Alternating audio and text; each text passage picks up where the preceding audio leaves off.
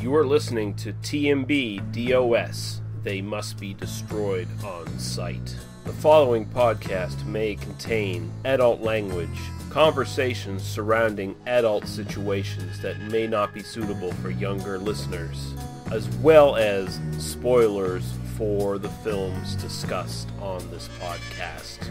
You have been warned. Now, come on in.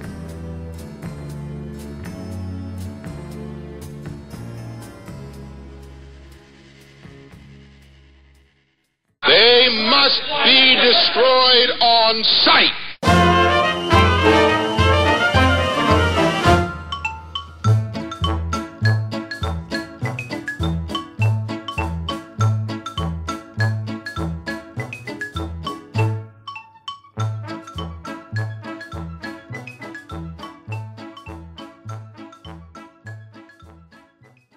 I still haven't watched a movie past 2000, and because he didn't hit record, so I'm still. All right, guy. awesome. Yeah, no, that's good.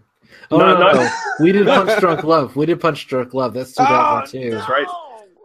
But they'll only hear about that on the Patreon episodes that we're doing. No, we're not doing those. But Dollar Shave Club might be a thing in the future, or Sure, it might not be. Yeah. But yeah.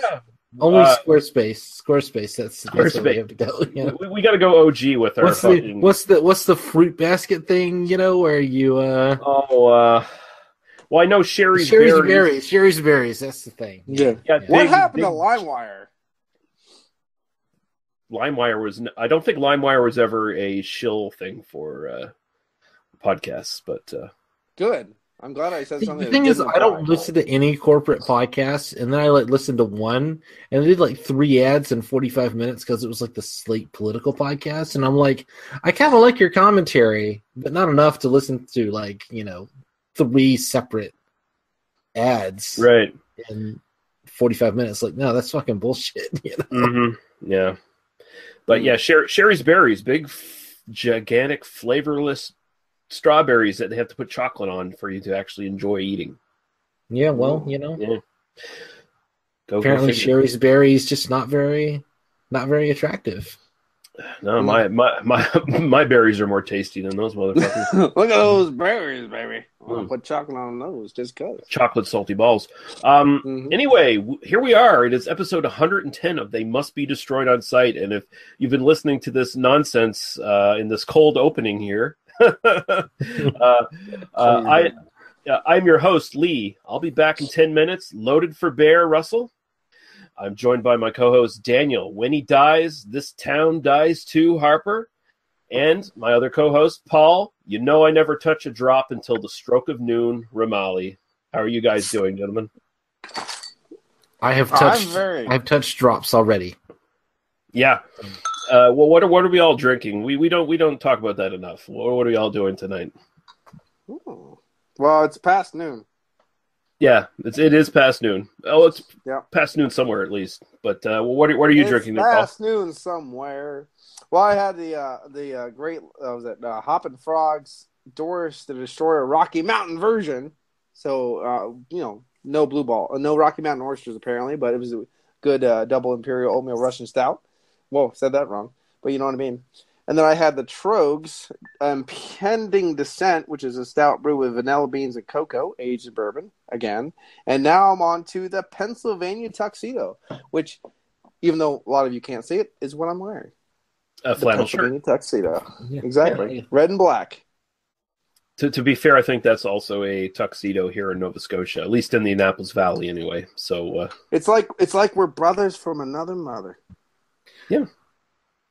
I think winter in the North American continent, like this section of the North American continent, flannel is just it's such a uniform. It's not even a tuxedo. It's just everyone's wearing it. Well, back in the day, is the red and black is actually a hunting suit that Woolrich made specifically, and it was called the Pennsylvania Tuxedo.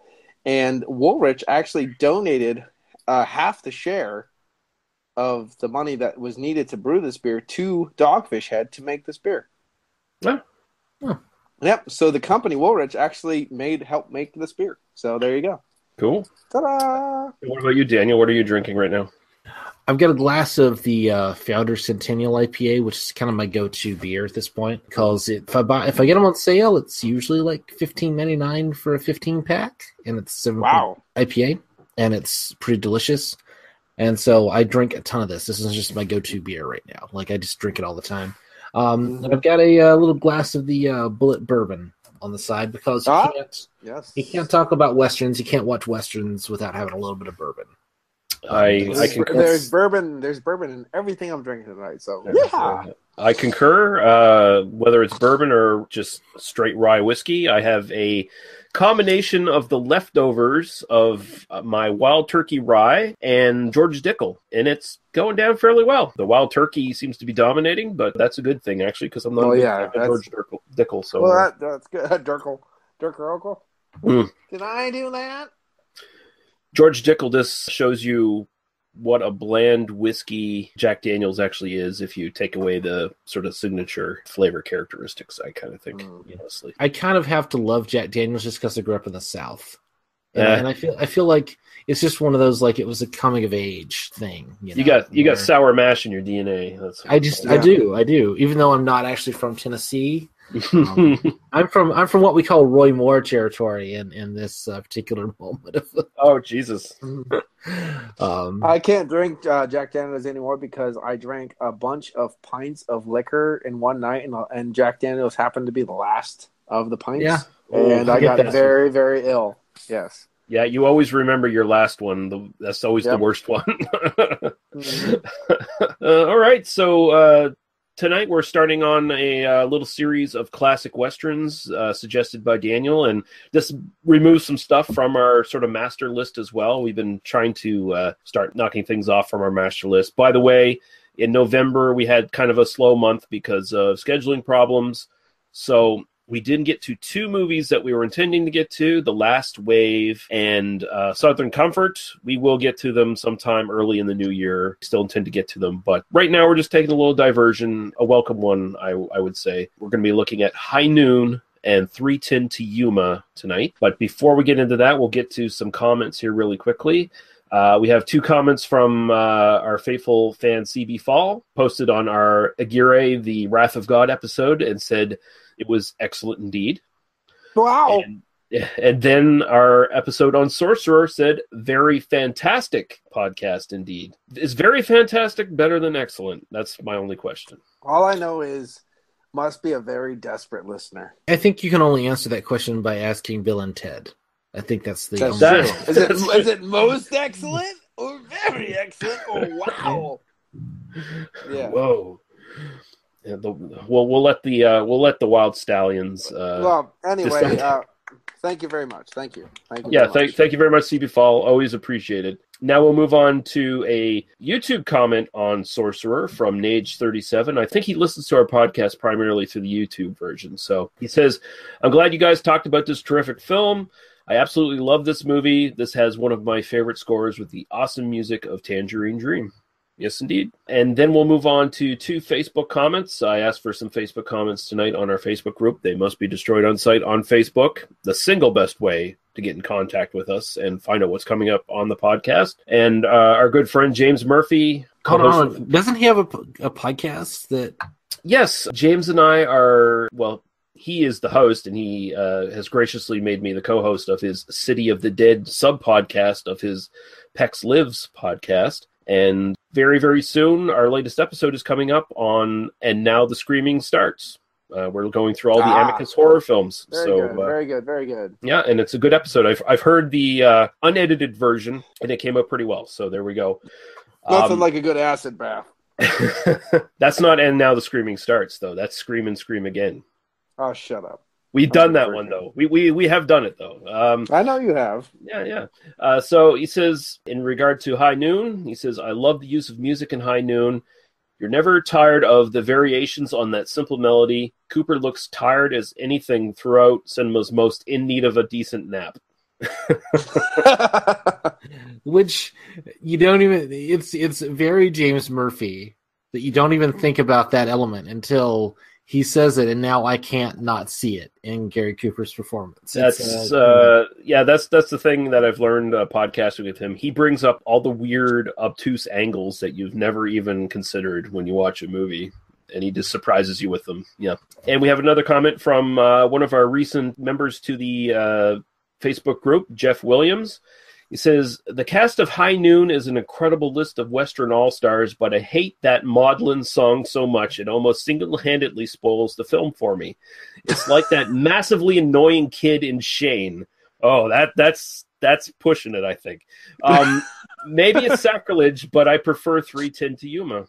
Well, I mean, that is your prerogative, sir. When we talk about the music, I think I will go a little further into the discussion about this. But I think the High Noon versus 310 to Yuma question is an interesting one, and I hope we do cover that because I have thoughts on that. But I think we'll save it for a little bit further down the line.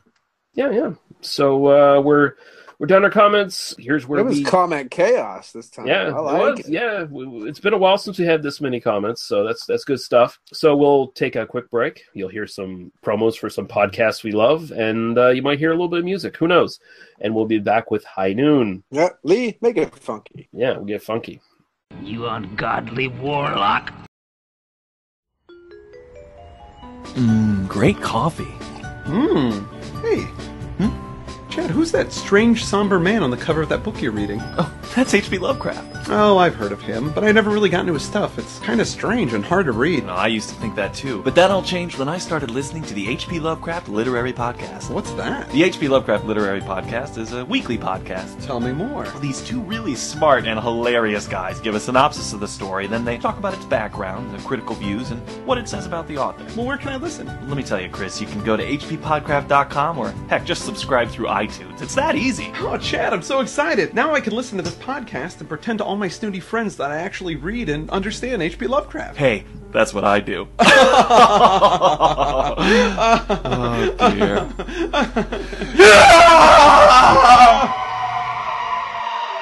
hppodcraft.com.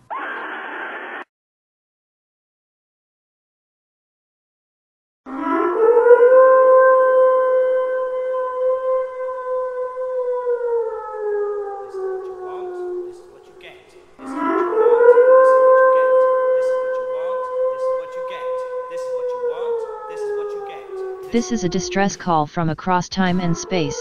I am Babs, the automated biological support system for the humanoid known as the Witch. Witch vs. the Doomsday Clock is the weekly chronicle of his fight for survival and entertainment on the junk heap of the future. Episodes are transmitted in 15-minute pulses across the dimensional divide weekly for your listening pleasure. As you will learn, the future is not set in stone, and a flux capacitor is a girl's best friend.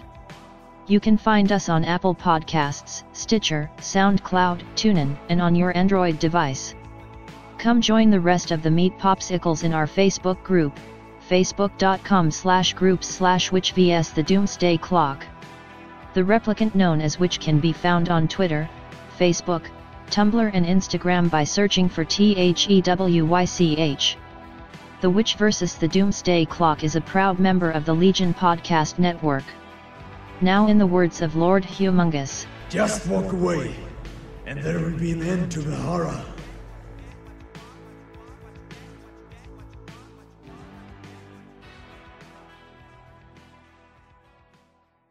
You ungodly warlock.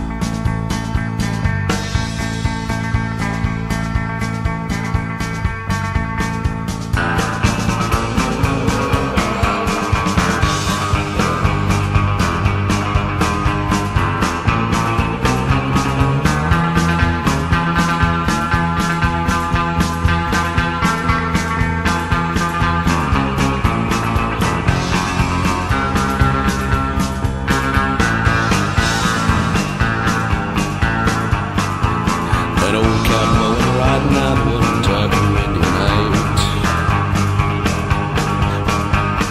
But in the sky he saw something, it made him scream with fright. A herd of red-eyed devil cats riding through the lonely sky.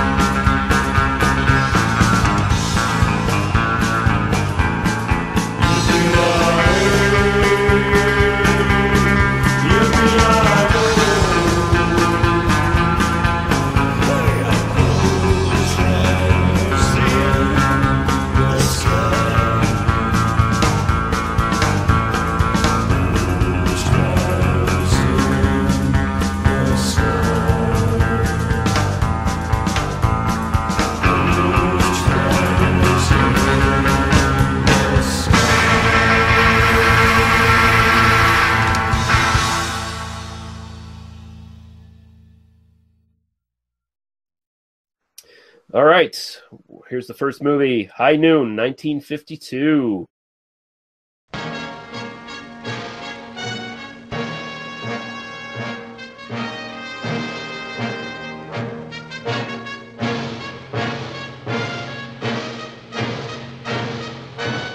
The judge has left town, Harvey's quit, and I'm having trouble getting deputies. People gotta talk themselves into law and order before they do anything about it. Maybe because down deep they don't care. They just don't care. I think you better go while there's still time. It's better for you and it's better for us. Amy. I mean it. If you won't go with me now, I'll be on that train when it leaves here. I've got to stay. Why must you be so stupid, Will? Have you forgotten what he is? Have you forgotten what he's done to people? Have you forgotten that he's crazy? Don't you remember when he sat in that chair and said, "You'll never hang me, I'll come back. I'll kill you, Will Kane. I swear it, I'll kill you." A terror-stricken town left him to face 4 killers, single-handed, at high noon.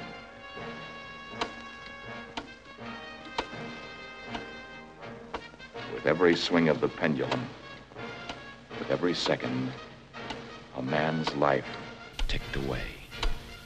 Never have so few moments held such excitement. Miller! What kind of woman are you? How can you leave him like this? Does the sound of the guns frighten you that much?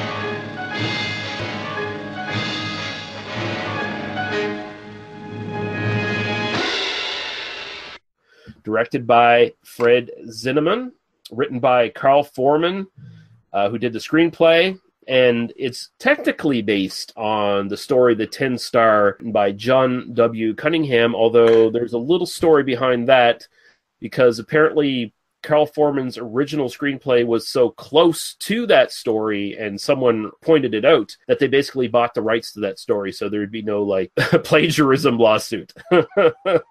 So they don't really tell you that in the credits, but that's the reason why the Tin Star is credited here. It is starring Gary Cooper as Marshal Will Kane, Thomas Mitchell as Mayor Jonas Henderson, Lloyd Bridges as Deputy Marshal Harvey Pell, Katie Geraldo.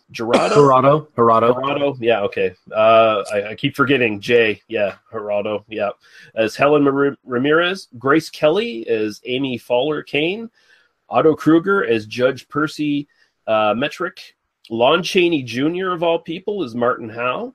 Harry Morgan. Not credited junior, though. Yeah. Harry Morgan from MASH fame as Sam Fuller. Ian McDonald as Frank Miller. Eve McVeigh as Mildred Fuller. Morgan Farley as Dr. Mahan, the minister. Harry Shannon as Cooper. Lee Van Cleef, in a very early appearance, as Jack Colby. Robert J. Wilk as Jim Pierce. And Sheb Woolley as Ben Miller. And we'll go to a really quick synopsis here I picked from DVD Beaver. Gary Cooper is lawman Will Kane, a marshal who stands alone to defend a town of cowardly citizens against a gang of killers out for revenge. Engaged in the fight of his lifetime, Kane stands to lose everything when the clock strikes noon. His friends, his honor, and his Quaker bride, played by Grace Kelly in one of her first film screen roles. Unfolding in real time, the tension builds as we race ever closer to the climatic duel from which the film takes its name. So there we go. I think that pretty much sums up the plot of this fairly well. I'll go to you first there, Daniel. When was the first time you saw this? Oh, God. It's one of those, I don't know, I probably saw it on TCM 15, 20 years ago at some point. I don't know. It's usually you ask me when's the first time you saw a film, and I have some kind of a very detailed recollection of, oh, I saw it at this, But I feel like this is one that I did seek out to some degree, but I don't remember exactly when, which is actually kind of an interesting phenomenon. Because I might have actually gotten it on DVD from Netflix, 10 years ago, or I might have just caught it on TCM. I can't remember. Either way, I actually did seek it out because I had heard of it from Reputation, but I saw it sometime in my mid to late 20s. Watched it, enjoyed it, and just kind of set it aside, and then rewatched it a year or two ago. Again, enjoyed it, set it aside, and then rewatched it in the last couple of months because it's kick and said, "Hey, we should cover this," and so we're covering it. Right. It is considered to be one of the great classics of the genre. I think it deserves credit for that for historical reasons, but I don't know. I'm interested to see what you guys have to say about it before I kind of comment further, because I've got some thoughts about, kind of where it lands within the sort of classic Western world. And I want to kind of sit for a minute. So if that's okay. Yeah. Okay. Paul, is this for the podcast? Is this the first time you watching it? And what are your sort of general thoughts on it? Well, unlike Daniel, I have a very distinctive time in my head of when I watch this. 2 a.m. today. Very distinctive. Very in my head, that kind of thing. I heard about High Noon when we were doing the original Lee Van Cleef motif with the podcast. I've heard of High Noon. I was I'm actually surprised we didn't do it already. So going to watch it, I was a little bit surprised, which Lon Chaney popped up. Yeah. I mean, that's a surprise in itself. And of course, he's doing the thing is about Lon Chaney. I don't want to go off on a tangent. Lon Chaney just plays Lon Chaney no matter what he's in. Oh, I'm watching Mice and Men every time I watch Lon Chaney. And he just does his standard old, I'm an old man character in it. But this film was very, very good. Just one of those things that, I completely go with Daniel on the whole putting it into that Western classic vibe. I'm not going to go too into it right now. This is the first time I've watched it, and it held me, and I felt for the whole time, even though I was pretty frustrated the whole time I was watching it. And I'll go on to you, Lee. All right. This is kind of considered a revisionist Western, and it's kind of funny because most people think of revisionist Westerns, they think 1970s for the most part, when they kind of think of that. Maybe or at least the 60s, the spaghetti Westerns, right? Yeah. Well, but the good, the bad, the ugly. Within North American Westerns, most people don't think they just kind of feel, we had classic Westerns up until Sergio Leone, and then all of a sudden Clint Eastwood and everybody was making weird westerns in the 70s that were totally against everything that came before. But no, this is might be the earliest example of a revisionist western. I'm not quite sure. Don't quote me on that one, but I think one of the things I took from this immediately is that this is one that I had seen bits and pieces here and there over my lifetime. I'd never fully watched it until I'd done it for the podcast. And one of the things that jumped out at me right away is just the obvious DNA for Sergio Leone's stuff is just, it jumps right out at you in this film. Just the building of tension and suspense in this film from the get-go is obviously something Leone aped and intensified in his films. You have the image of the three killers waiting at the train station. Obviously, Once Upon a Time in the West just directly ripped that. And another big thing that really jumps out is the musical score, where it's this constant one song in different variations, and it's connected to Will Kane himself. For the most part, it's really connected to his character and what his character is feeling, what that character is going through in whatever specific part of the film. And, I mean, that obviously comes out in not only just Once Upon a Time in the West, but it also comes out to a small degree in The Good, Bad, and the Ugly as well. Like, there is that idea of thematically connecting music to characters and making it all one big thing in the film that actually means something. So there is that there as well. I like this a lot. I do kind of consider it a classic, maybe a minor classic of the genre, but a classic all the same. I think thematically it's very interesting. There's definitely, and we might get into a bit of this, but there's definitely a lot of sort of political resonance and scandal behind this film. It is notorious more for politics than a lot of other things. But this definitely is not your classic Western. It's shades of gray for the most part. I can see why John Wayne and Howard Hawks thought this was like an affront to everything they had done before. Because essentially the idea here is that they saw this Western, and 3:10 to Yuma, by the way, as well, was also a sort of deciding factor in them making Rio Bravo and trying to go back to more of a classic Western. Good guys wear white, bad guys wear black. Oh, you mean that kind of, like, I'm just going to say it, white and black kind of idealism? Mm-hmm. Yeah, very. It's black and white, no shades of gray. The citizens can be helpless and innocent, but they can't be cowardly. You know, they can't have other motivations other than that. And this film definitely changes that whole idea. Yeah, they shout that right. They shout that right out in the film. That hey, you're buddies with this guy.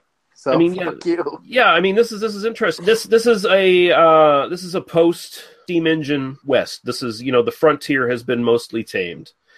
This is a town that is prospering. Will Kane has been a big part of making it prosperous, though, because he put down the last bad men in the area and made it safe. So this town is lazy, it's complacent, and the worst part is it's willing to compromise to stay safe.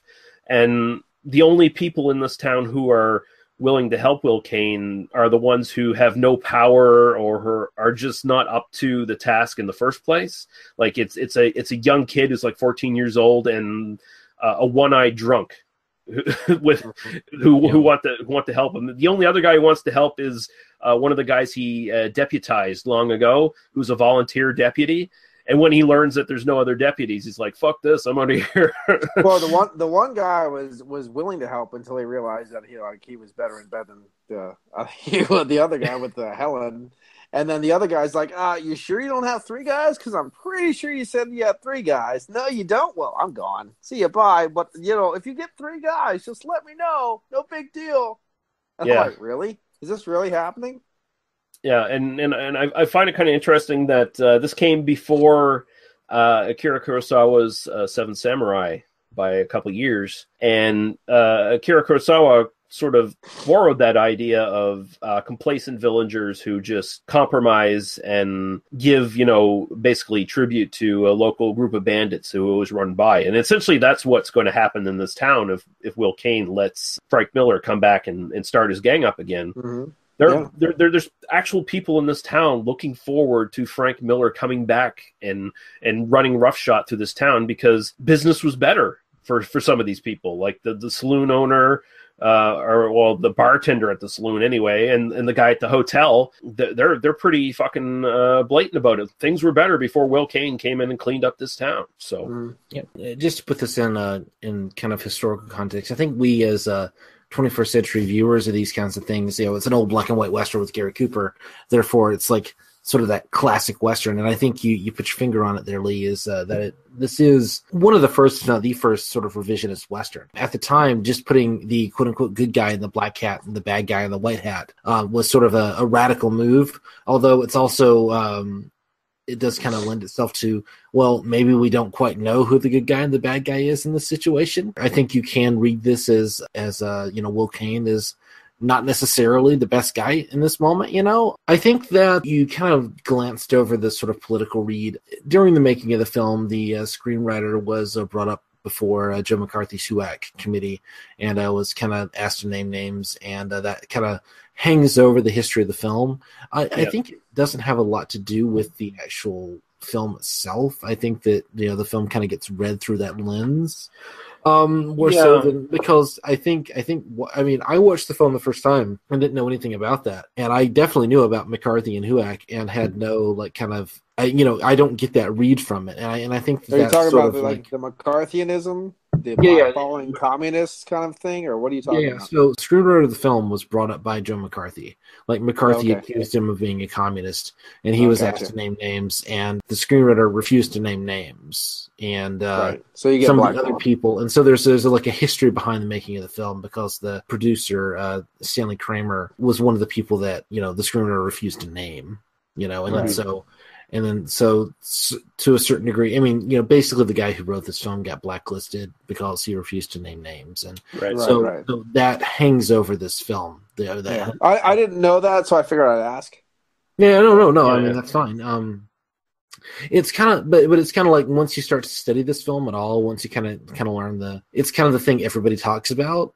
And from my perspective, it's important historically if we're talking about putting it in historical context, but it's not really important to the film itself because it doesn't seem to really have affected the filmmaking at all. Really what it is like people like to read like the Gary Cooper characters, like he's standing up to the evil of, this gang. And that's the same thing as standing up to McCarthy. But obviously when they were writing the film, when they were making the film, they had no idea that was what was going on. Right.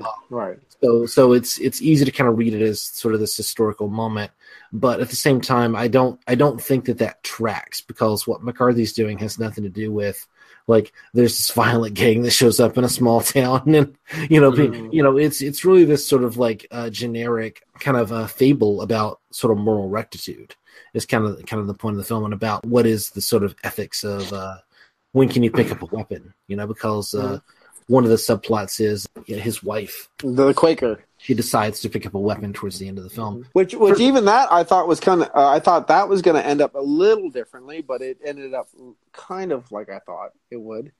Well, she shoots the guy in the back. That's pretty. It was bad. Move. Yeah, it's pretty hardcore for a Quaker. Yeah. He's shooting. The guy is shooting at her husband. So it's a fair cop. But but in the back, she should be doing meth and having sex at the same time. That's pretty rough. You know what I mean? Yeah. That's a big thing back then. Yeah, I get it. I understand. Yeah. What's funny is watching these kinds of films, and you sort of get this sense that a lot of what people responded to was the nuance, because so many of these films kind of have this very similar structure. Yes. There's a guy and there's this gang kind of coming in, and then we're kind of marking time for a while. We have a saloon scene. We have a And so, and not even structure. The vibe too. There's a vibe to all these movies that are simply structured too, and you get stuck into it. You get stuck into it so easily, and then you start to forget what you're watching. And then you start forgetting what you're seeing is not normal. For me, the first time I watched these films, I got so stuck into the same old vibe, same old thing, that I just watched a regular Western. And I'm like, okay, that wasn't really a typical Western. There were other things happening. And this wasn't like you said, the Duke. The Duke wasn't there. This was a little bit different. Yeah. Well, this is also right before TV became a thing. Like, TV really kind of hit big in 53, 54. So, what's funny is the degree to which this formula became, like, the standard thing you saw on TV for 20 years. I mean, the Western genre basically was born, literally some of the very first films made in the late 19th century were Westerns. And it was the, like, standard thing that was on a silver screen until the mid 70s, basically, until the blockbuster took over. So this was, this is so you think like 52, this is fairly late in that history, even though today we think like, oh, it's really old, Yeah. It looks and feels really old, but this is still at that time, this is definitely within this genre. It is commenting on so much of the other stuff that's going to come before it. And I think that it's easy to miss in that content. Yeah. But seeing a very young Lee Van Cleef does make it seem, as me, a very, very panded watcher now and again, it does seem very old when you watch him so young. It's like, fresh-faced, hawk-nosed, rat-faced. Yeah, you rat-faced bastard. You're young, but you're a rat-faced bastard anyway. Well, what's funny is you see Lee Van Cleef and you think of him, like we think of him as, oh, it's fucking Lee Van Cleef. But at the time, he was just like a guy with an issue.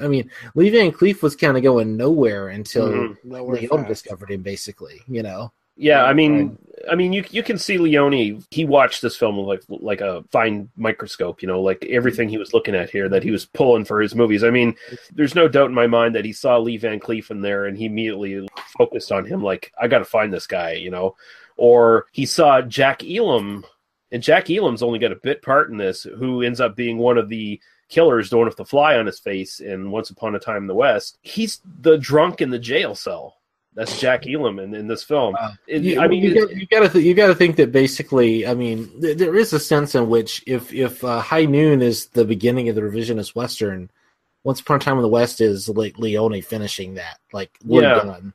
There is no more Western. Or at least making the revisionist Western pop culture. Like making it like the big thing. The thing I think the biggest strength of this film is it comes down to it being an exercise in tension.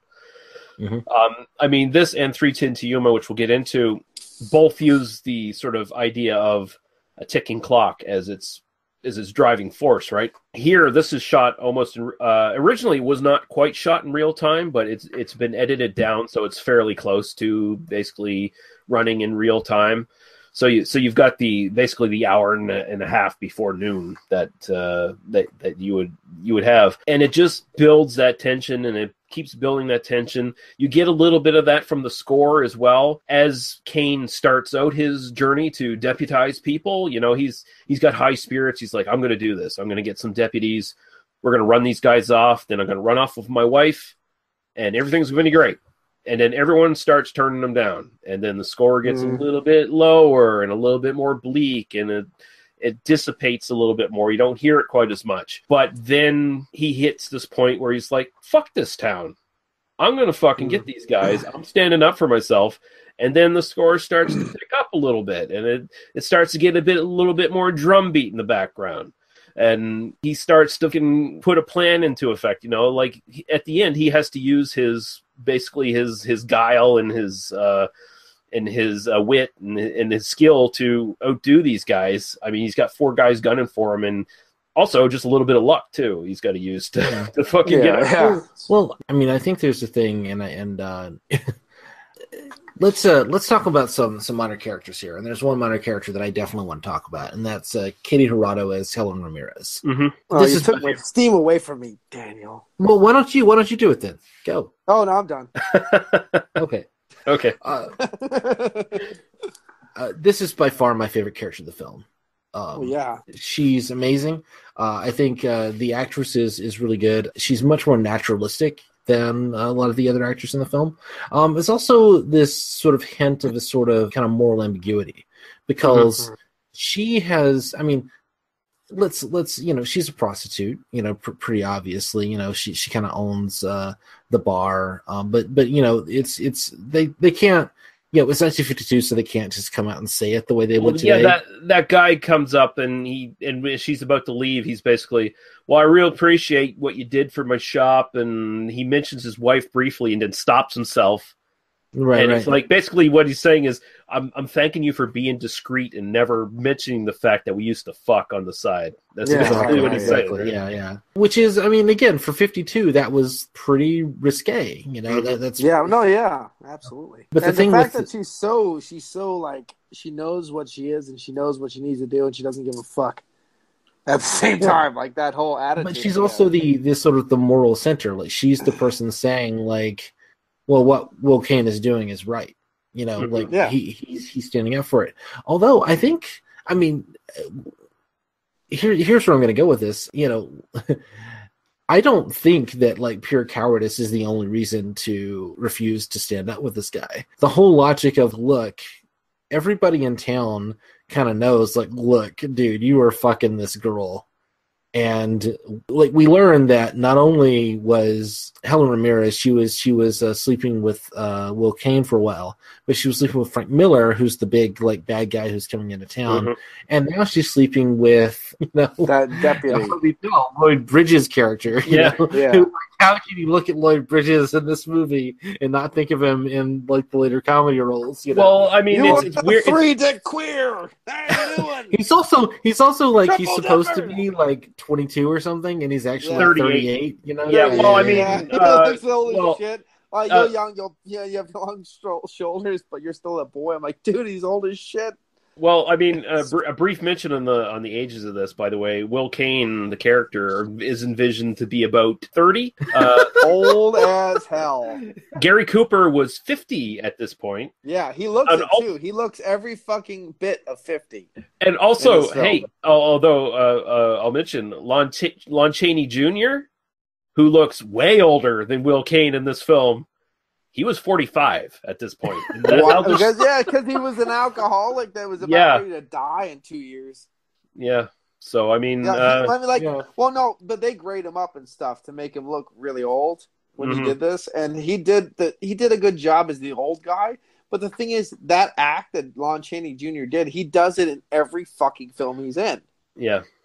The only film I've ever seen him to actually like put a more emotion in was The Wolfman. Other than that, he's doing that. He's of Mice and Men in every film he's ever been in.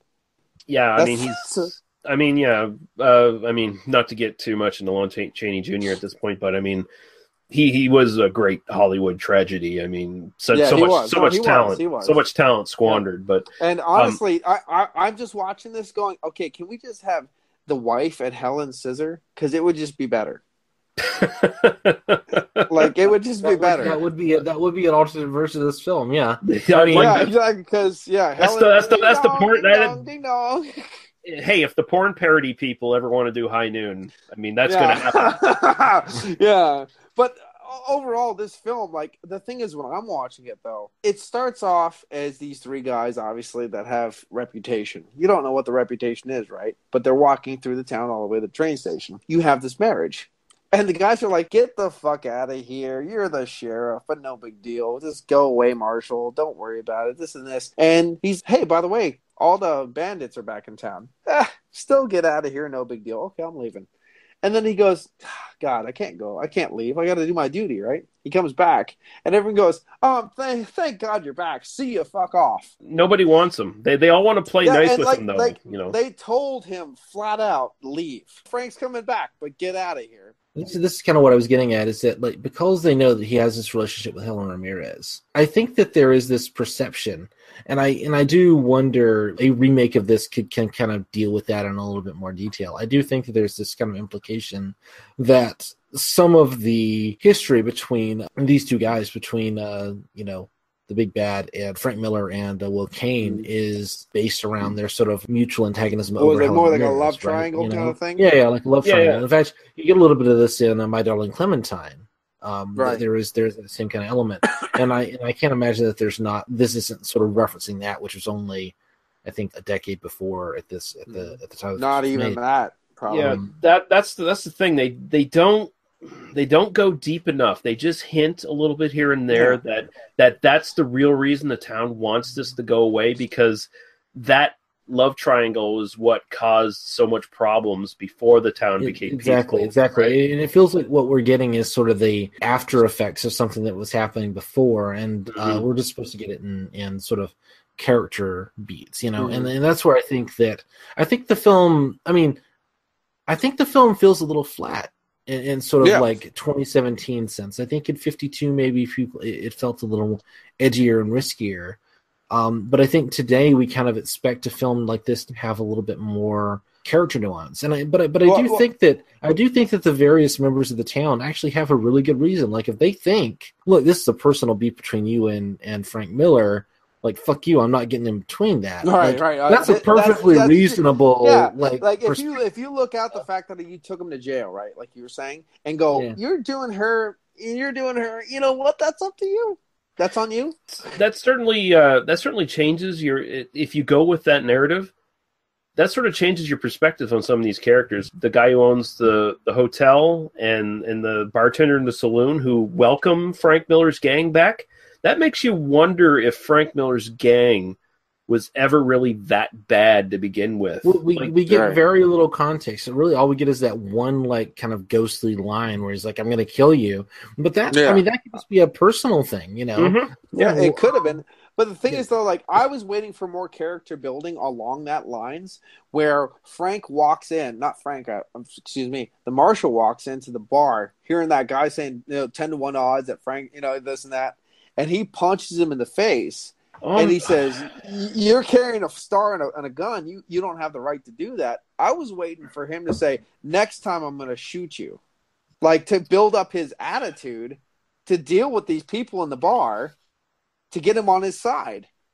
Man. And he doesn't. He just backs away from that. He actually apologizes and then explains to these guys that, okay, I know most of you guys are friends with Frank, but stand with me anyway. And I'm like, yeah, that ain't going to happen. This conversation has definitely changed my thoughts on this film. I can take you one level deeper there, Lee, if you're willing to kind of go here. Well, I just want to mention though first that just changes my whole thoughts on Helen Ramirez as the last shot of her going out on the couch, going out to the train. They pass by Will Kane. She's just she knows she's the one who started all of this. Like she's the one that they fought over, and she's the reason. And she's just going to let this entire town burn down because of their feud over her. Like that changes exactly. Yeah. Wow. Okay. Yeah. When I was watching it originally, I'm thinking both women, right? Both women are going to get off that train in different spaces of time, so it builds. Effect. But both women are going to get up and they're going to get guns and they're going to kill the bandits, both of them. But she just gets on the train knowingly, like as you were saying, and just drives off and never comes back. And I'm like, whoa, that's classy. Look at that. That's pretty fantastic. Well, think about it this way. There's obviously still feeling between Helen and Will Kane. Right. Oh, and that was shown in the film, absolutely, yeah. And you get that clearly. I mean, he even like a white guy in a 1952 Western speaks a line of Spanish. Therefore, there's like a deep love there, That's deep, yeah. Silo say. When you look at her eyes and say, "Donde está el baño?" That shit's real, man. That's some serious shit. Yeah, there's so much. But there's a relationship there clearly. But he isn't gonna be with her because she's the like Mexican whore, quote unquote. Yes, I get you. He's gonna go and be with Grace Kelly, and I'm not saying Grace Kelly at 22 was not gorgeous and amazing and et cetera, et cetera. But at the same time, like clearly the real relationship he has is with Helen Ramirez. Mm-hmm. So that makes Will much more. That makes Will like he's just slut shaming the woman he really cares about. He's just like he's unwilling to kind of do that. He could go off and live with her in some other town and everything would be fine. Except he's a fucking racist shithead. Like Will Kane is the villain. That's what I'm telling you here, man. Because I get what you're saying. Yes, but and I don't look. I mean, like it's hard to look at it that way. At the same time, Will Kane's got a lot of fucked up issues. Yeah, at the same time, I'm agreeing, but completely disagreeing, but completely agreeing with you. But the thing is, though, like, would they actually marry both of them? Would they actually marry them? I get the feeling that Will Kane, if we're going on this reading, this extra deep dive here. Oh, we lost Lee. Oh, it's okay. Well, the thing is, though, like, I get this vibe that Helen didn't want that. At the same time, though, like, she wanted to keep her independence, and yet still have him. If you know what I'm trying. Well, there may be a read on that. I mean, and again, that could be a very 21st century kind of like. Yeah, no, very she 21st can't century. have, and I don't mean that as a negative. I mean that as a she needed her economic and personal independence, and he was trying to get with her, and then he didn't. Again, it's just sort of like there's so much subtlety that we're losing. Well, that's one thing about with Helen that I got very, very strongly, the independence. Like, I am me, and that is it, and that is it. And that's it. I'm independent.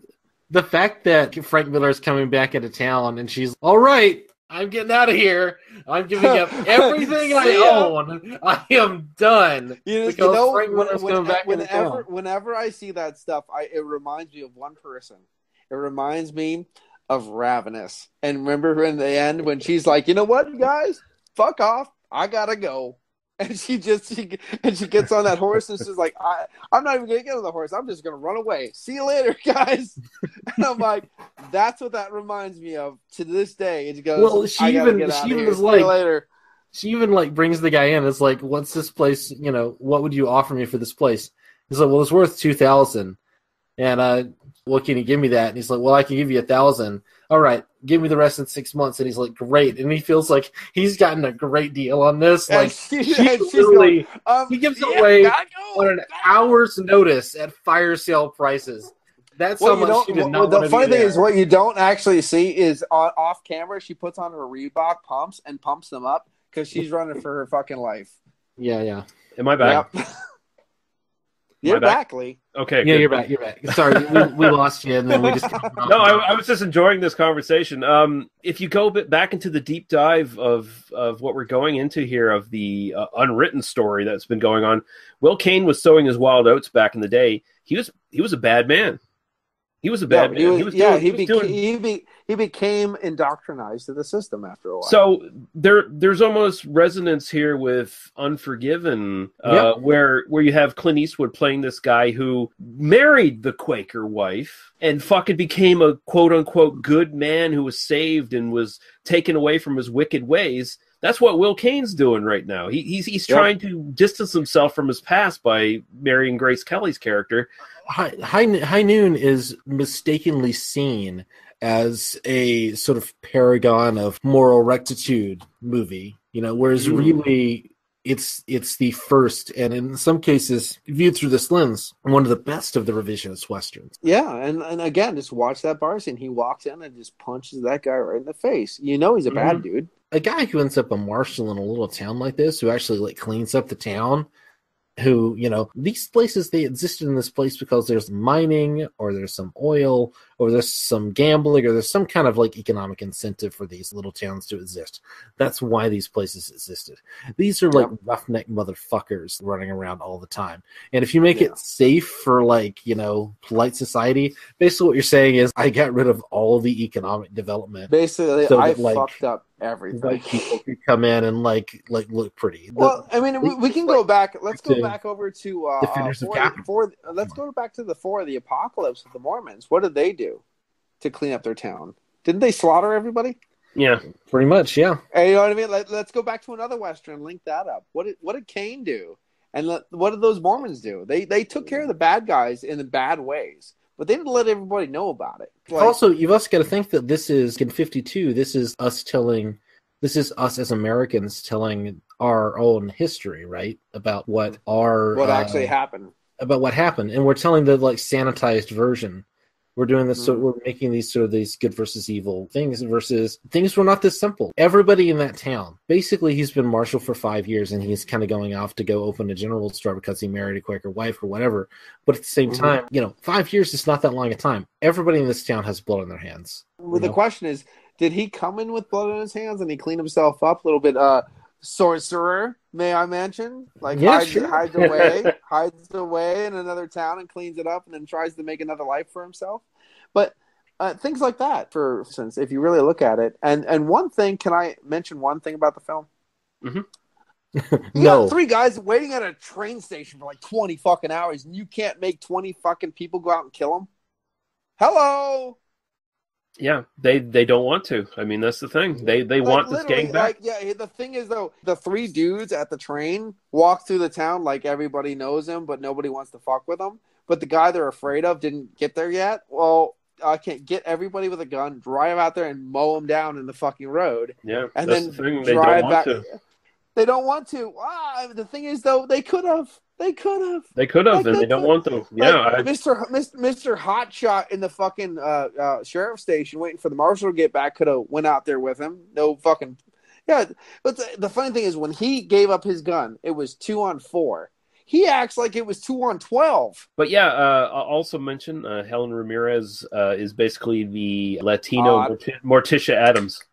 She looks just like I was like, whoa, she's fucking hot. Yeah. Oh, she's great. I'm serious. She is my favorite character in this film. Mine too. The reason I wanted to cover this film was just to talk about her, honestly, and like she walked into frame and I'm like, what's going on? Yeah, but this conversation has definitely changed my thoughts in this film. Actually, I like this film more now that we talked about it. I'm so sorry, Lee. It took me. I mean, I saw it again. I saw it many years ago, and then kind of rewatched it, and then again, just sort of thinking about it and thinking about sort of the history. I mean, it's been like a slow burn for me to kind of get to the point of no, actually, and in fact, seeing 3:10 to Yuma, then coming back to High Noon kind of gave me some more perspective on it. So, right. And we have some good things to say about 3:10 to Yuma too, and some bad things. So I mean, I don't know. You have bad things to say about 3:10 to Yuma? I have a bunch of bad things to say. That's not well, we'll see. We'll get into some quick trivia here. Lee Van Cleef was actually originally going to do the Deputy Harvey Pell role. But Stanley Kramer decided that his nose was too hooked, quote unquote, which made him look like a villain. You nose bastard. And he told Lee Van Cleef get it fixed, and Lee Van Cleef told him to go get fucked. And so he had no lines, and he's the second guy killed in the firefight or whatever. He's actually the first person you see in the film. Yeah, he is the number one. He's the number one guy. I do remember seeing this film the first time and going like, "Oh, is that Lee Van Cleef?" Yeah. Gregory Peck said he actually ended up turning this film down, and that's one of his biggest regrets of his career. Apparently, was he going to be the Gary Cooper role? Yeah, he was going to be in the Gary Cooper role, which. Oh, wow. I think he could have worked in that as well. I think. I mean, the Gary Cooper role. I mean, it's not that Gary Cooper isn't good in the role. I mean, we haven't really talked much about his performance. It's a nice performance, but it's a standard male lead in this kind of movie at this point. You know? Right. Gregory Peck would have been the one thing that I will say that he always looked old and tired. Yeah, and I mean, I think we've talked about this in the podcast before. A lot of these like classic Hollywood actors, your Humphrey Bogarts and your Gary Coopers, where they did so much smoking and drinking back in the day, where even in their 40s, they looked like they were in their fucking 60s, you know? Yeah. And I mean, Gary Cooper, on this shoot, he had a stomach ulcer that I believe was bleeding at the time and a bad back. Jesus. So, yeah. So he was not doing very well. Climbing the ladder up to the fucking hay fucking shoot, that probably not look very good. He did his fight scene with Lloyd Bridges as well. He didn't have a stuntman in it. So It just how about you guys just? I don't mind the film at all, but I'm just saying in future put people closer to the age you're supposed to. No, I think it works. I mean, there was trepidation from the actual producers, like we need someone young. But they ended up getting Gary Cooper. Well, the thing is, though, when I first watched this film, my first thing was when they were doing the wedding scene, I was like, oh, some weird, arranged, creepy marriage where that guy's going to beat the shit out of the girl and someone's going to shoot him. That's what I thought when I first watched the film. And I mean, let's get real. A man in his 50s marrying a girl who's 22 would not at all have been out of the ordinary. No, in, that's what I mean. Like, that's the whole 1880, point, you though. know? That's Yeah, what I yeah. thought it was. You know, as soon as I saw I mean, it, I was like, let's just be thankful it wasn't a Roy Moore special. Let's just put it that way. We're keeping it topical, ladies and gentlemen. So Woody Allen special of High Noon coming at ya. So the original music, we'll just go on to this again. Dimitri Tompkin. I have to disagree with Jeff Williams' comment. I think that theme behind it kind of sells the movie, but at the same time, I'm starting to think a little differently since this conversation about him not being the hero of this. It starts to become kind of sadly ironic more than anything else. Yeah. The peekaboo uncle is coming for you. So maybe you're right, Jeff Williams. Maybe you're right. But I do think it's still a great score, and I can see where Leone drew from that idea of, like, let's pair characters to music and really make it operatic and interesting. So I kind of like that idea. Well, it's not just Leone, but like the spaghetti westerns. I think of the Grand Duel used the same theme over and over and over again, and I love that theme, so I was fine with that. But it does kind of rely on you just liking that theme. I did find a Lee Van Cleef LP, but however, I don't know the title because it's all in Italian, so I didn't know what movie it was, so I didn't buy it. But I'm gonna check it out. If you find a Lee Van Cleef LP, you just buy it. I want to hear it. Daniel, I don't want to get you upset. I bought a Morricone score when I was there. Well, how dare you buy Morricone score? Because those are always terrible. Actually, no, Morricone is the greatest. The one you bought was Black Belly of the Tarantula? It was the Black Belly of the Tarantula. Yeah, I did. Right. I bought that one, and I'm gonna go back and I'm gonna buy the Lee Van Cleef one. I just want you to know that so you don't get upset. Cool, because I'm not upset. I'm not upset. It's fine. It's fine. I'm happy for you. I want to hear that. No. Woo-hoo! Yeah, so budget for this was $730,000. Box office overall, I believe this is just domestic, was $8 million. So this is a massive, $8 million. Massive hit. Yeah. Jesus Christ. DVD info for this. Artisan released 2 different DVD versions, 1998 and 2002. 2002 is the special edition version that has all kinds of extra stuff. Lionsgate released a 2-disc DVD in 2008. And Olive Films released a Blu-ray in 2012 and 2016. I'm actually kind of surprised Criterion has not jumped on this one yet. I guess they just can't secure the rights. It's very nice to know that High Noon was a complete and total flop.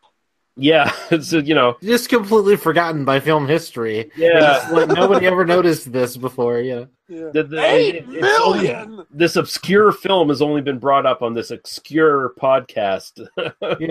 We're gonna. It's gonna be like another Perfect Timing. Ultimately, where people are gonna have to seek it out.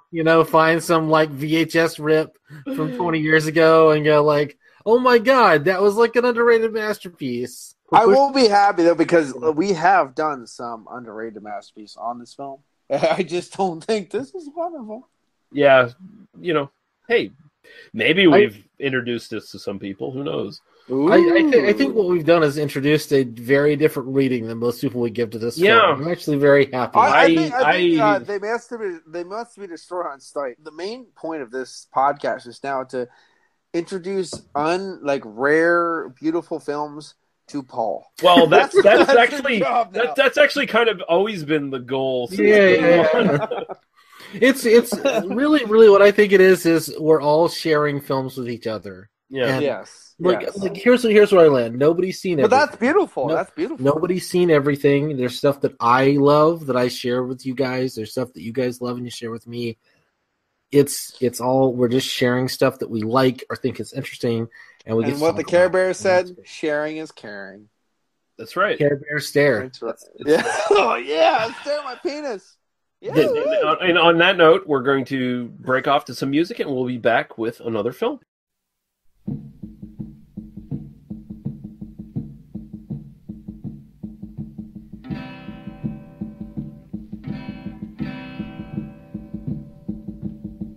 Do not forsake me, oh my darling, on this our wedding day.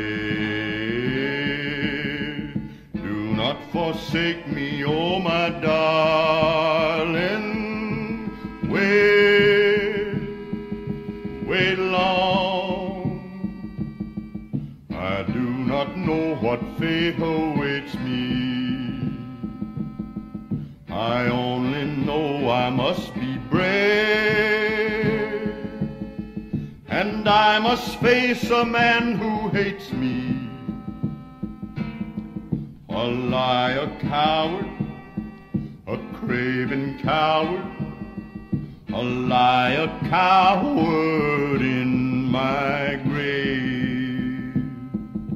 Oh, to be torn twixt love and duty, supposing I lose my fair hair beauty. Look at that big hand move along, near in high noon. He made a vow while in state's prison, vowed it would be my life or his.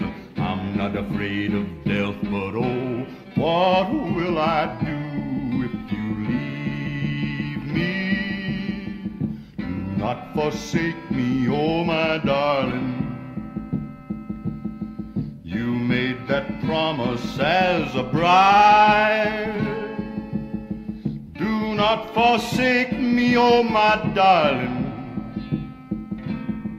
Although you're grieving, I can't be leaving now that I need you by my side.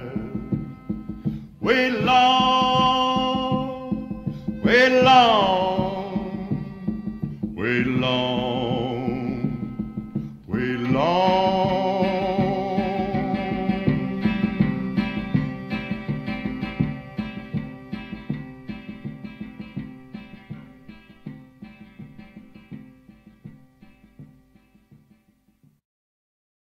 So we're back. 3:10 to Yuma, 1957, directed by Delmer Davies. There is a lonely train called the 3:10 to Yuma. The pounding of the wheels is more like a mournful sigh. There's a legend and there's a rumor. When you take the 3:10 to Yuma, you can see the ghosts of outlaws go riding by. Riding by. In the sky. Think you'll ever get back to Bisbee?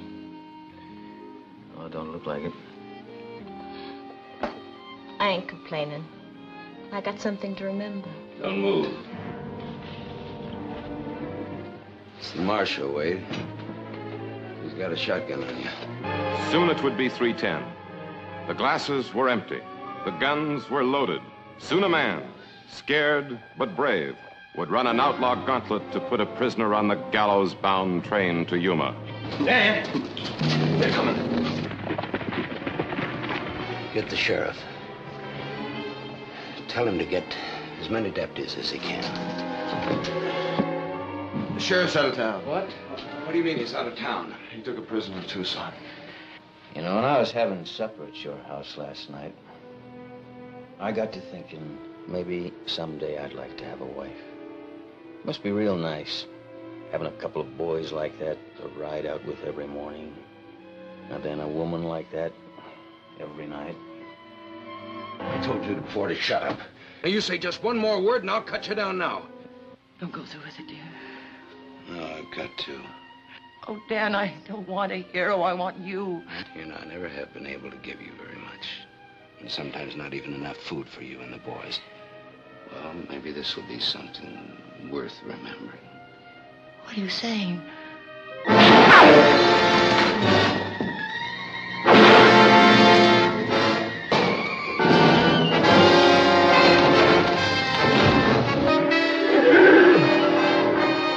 End of the line, mister.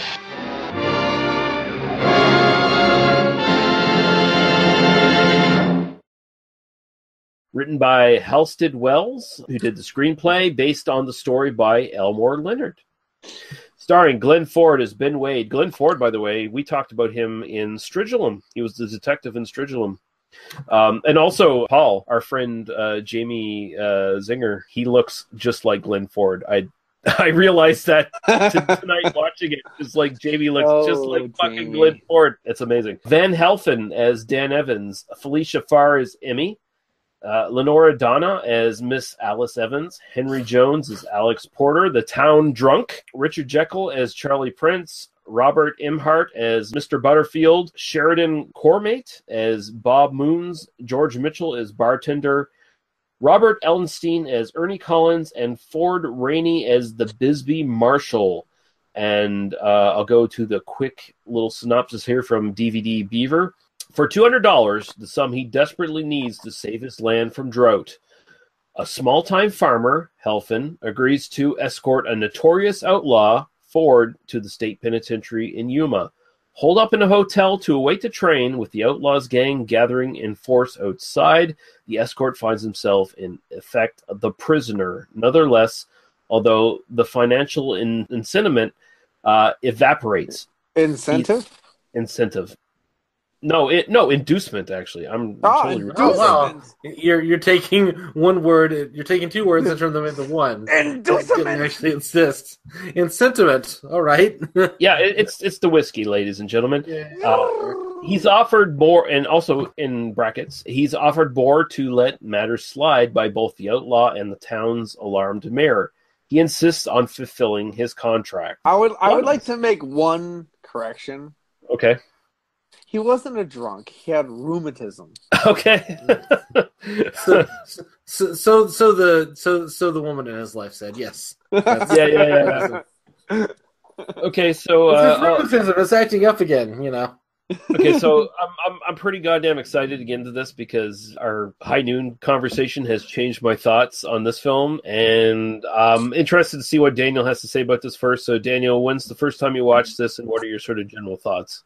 I actually saw this. I'm actually now remembering the first time I saw High Noon, and I'm pretty sure I did rent the DVD from Netflix. So there was a time in my life when I got off work at 4:00, right? And then the last drop off, the last pickup at the local mail slot, the local post office near me was 6:30 or something. So if I got a Netflix DVD, I could watch it. I could get home from work and watch it, and then take it in, and then get another one the next day, nice. Which was great, you know. Or a day later, if I staggered them properly, I could be on the constantly getting new DVDs thing. So I watched a bunch of movies during this time period. I know that the kids listening will not understand what I mean by DVDs getting a Netflix. DVD through the mail. That's I'm an old man. It's fine. But I did watch both High Noon and 310 to Yuma during this time period, and it's actually really when you're in that sort of headspace, there is something to where, when everything is just streaming and you just click on something and you watch 3 minutes and kind of go, yeah, I'll watch something else, Right. But when you actually have a DVD and you're well, I want to watch this, I want to kind of get through it or not, or you have to kind of actively decide. An actual investment in a DVD. Right, yeah. So you actually kind of sit and watch more stuff that maybe you wouldn't kind of put the energy into otherwise. I watched both of these around the same time. 2007 or so. So about 10 years ago, and then again, I rewatched it fairly recently. I was just kind of watching some old Westerns, and just, again, I really connect these two movies in my mind for reasons which I think will become obvious as we discuss them. Do you want to know my thoughts as well? Or was that just So let's take back the alternate reading of High Noon that we kind of worked through in the previous bit, where High Noon is kind of about Gary Cooper as the morally erect, sheriff, marshal who's saving the day from the bad guys. This is kind of a response to that, and this is very Elmore Leonard, by which our hero in this is basically a loser. I mean, he's a guy who's working a poor farm. He's kind of a shitty husband. I mean, he's good to his wife or whatever, but he's working in poverty. He's got two sons. Scraping by. He's a little bit of a coward. He's just a guy. He's just a guy. He's any of us. He's any of us. He's any of us, right? He is the common man. He's very much. My name is Paul. I'm the common man. He is the blue collar worker who keeps his head down and doesn't say anything. Right. It's all about how this one guy, placed in the right situation, forced into it, will actually do the right thing. But then again, it also kind of questions about what the right thing really is in some ways. Right. Because the thing is that $200, I mean, that's the number on his chivalry. Is that really the price? Well, in $200, and you got to think like 1880 or whatever this is. I mean, this is that's a lot of money. It's a lot of money. I mean, if $2 is a day's wage and like $100 is a day's wage today, then I mean, you're talking like $10,000. I always find it very odd when you put a price on chivalry. Honestly, this is not a price on chivalry. Chivalry, you can't say Jesus, I can't even say either. Goddamn, we've all gotten to that point. Chivalry. Chivalry. Yes, thank you, Daniel. I said it right the second time. Yeah. Okay. So it's not so much a price on chivalry. Chivalry. Yes, Yep. I said it right. You don't have to correct me. Easy. I was helping. You were helping. It's not so much a price on that word. It's a price on the difference between destitution and desperation compared to solving all of his immediate problems. Within 6 months, the rain will come, maybe. Trying to keep himself and his wife and his kids from starving to death. Can I just set the stage of what his situation is? Please, go ahead. Okay, so he is... Well, so goddamn. So he's a cattle rancher who has been basically desperately sort of surviving through a drought where everything's just been going wrong. He's at the point now where he should be asking for money to try to just get through, but he's a guy of principle to a certain degree where he doesn't want to be in debt or anything like that. So he's at his wit's end, and his wife is, why don't you just ask someone to give you some money? Because you're a stand-up guy. The people in town know you're a stand-up guy. Someone will loan you some money for this hard time. And he's like, no, we're not going to do that. We're going to work through it. I'm going to provide for you. I'm going to provide for our kids. And that's where he's sort of sitting at this point. Yeah, sure. And I mean, he's a good man. He's a hardworking, farmer trying to get through his day. I'm the same way. He's stubborn. And he runs across this crime being committed, and his response is basically like, "Well, this doesn't involve me." Which, I mean, look, how many times have you, just kind of driven past the situation and been like, "Yeah, that's, that's not anything." But there's mitigating circumstances here, because if he had done anything, his kids would have been killed. Yeah, no. I mean, that's what I'm saying. This is the rational response. And it's not even rational. It's the natural response that anyone has, and the true response that people have. I don't blame him. I don't blame him at all for that. Oh, no. Then he goes to the guy he was going to ask money from, and the guy's like, well, can't do anything for you. Sorry. They're asking him, like, dude, you're the best shot we know. You should come and help us out. And he's like, no, I'm not going to do this. Then when he gets turned down for money, he comes out, the banker guy. So there's this stagecoach that's been robbed, and there's like gold underneath the big tarp. This is something I'm going to come back to. So I just want to emphasize that. I know what you're saying. I know you're getting at. The guy's offering $200 to whoever will kind of help bring in this criminal, and he's like, he doesn't care. He doesn't even know anything about it. Somebody's offering him $200, which is the amount of money he needs to get 6 months worth of rights to move his cattle to the water of the guy in the ranch next door, essentially. He's just trying to get water, which, oh my God, let's talk about water rights in the American West, etc. This is the complete bullshit system. Anyway, but he's just trying to get that access. That's all he's trying to do. And he's willing to risk his life and risk literally the life of his family. He doesn't even know anything about it. And then the whole events of the film kind of follow from there. I love how intricate this is. I love how one of the things we're talking about High Noon is it's really just a bunch of conversations. It does kind of get into some moral complexity of who's right and who's wrong, and there are different opinions and all this sort of thing. It does get a lot into when you really get into it, it has a lot of that tension and breaking point tension of the human psyche, which is very, very tension building, which is beautiful about this film. It does. It does do tension very well. Well, yeah, and here's I'll just briefly mention and then go back to you, Daniel. When I was originally considering these two films, I felt like 3:10 to Yuma was much more of bare bones, just exercise in suspense and tension compared to High Noon. Now I'm switching my opinion here, where I feel like 310 to Yuma does it better, where there's more resonance in the actual conversations between the characters in 310 to Yuma than there is in High Noon. Yeah. Whereas originally I thought High Noon was more of the steadfast, well, think about right conversations. I'm agreeing with you. But think about let's go back to High Noon. Think about Frank Miller. What do we know about Frank Miller? Nothing really, other than shit. Other than he was in... But what other people put on him? He's introduced at the very end of the film. He puts on a gun belt and then comes in with a white hat and starts shooting people. That's and then he's not even good at it. Yeah, sure. Whereas Ben Wade, we know him from the beginning. We're really introduced to him before we're introduced to our hero, right? He's a sensitive man. He's a decent fellow. He has like a again, my favorite character in the film is the barmaid, Emmy, Felicia Farr.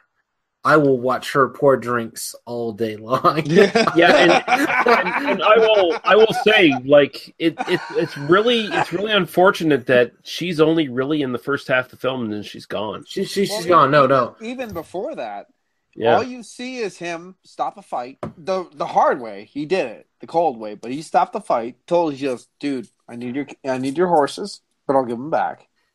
And right. Where's this guy from?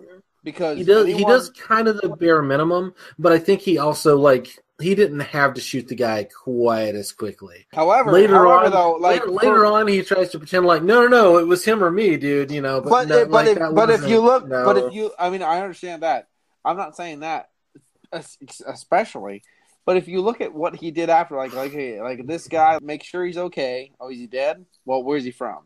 Okay, make sure he goes back there. As far as I'm concerned, the hard West, I'm surprised he didn't get laid there and no one ever cared about him. So, sure. I mean, he is. I hate to say he's doing nice things. He's definitely portrayed as sort of the sensitive. He's the bad guy. We're supposed to think of him that way, but he's also definitely a sympathetic character. If you look at other bad guys, he's very, very sensitive. This is. I'll just mention this briefly, and then we'll go back to Daniel's thoughts on this.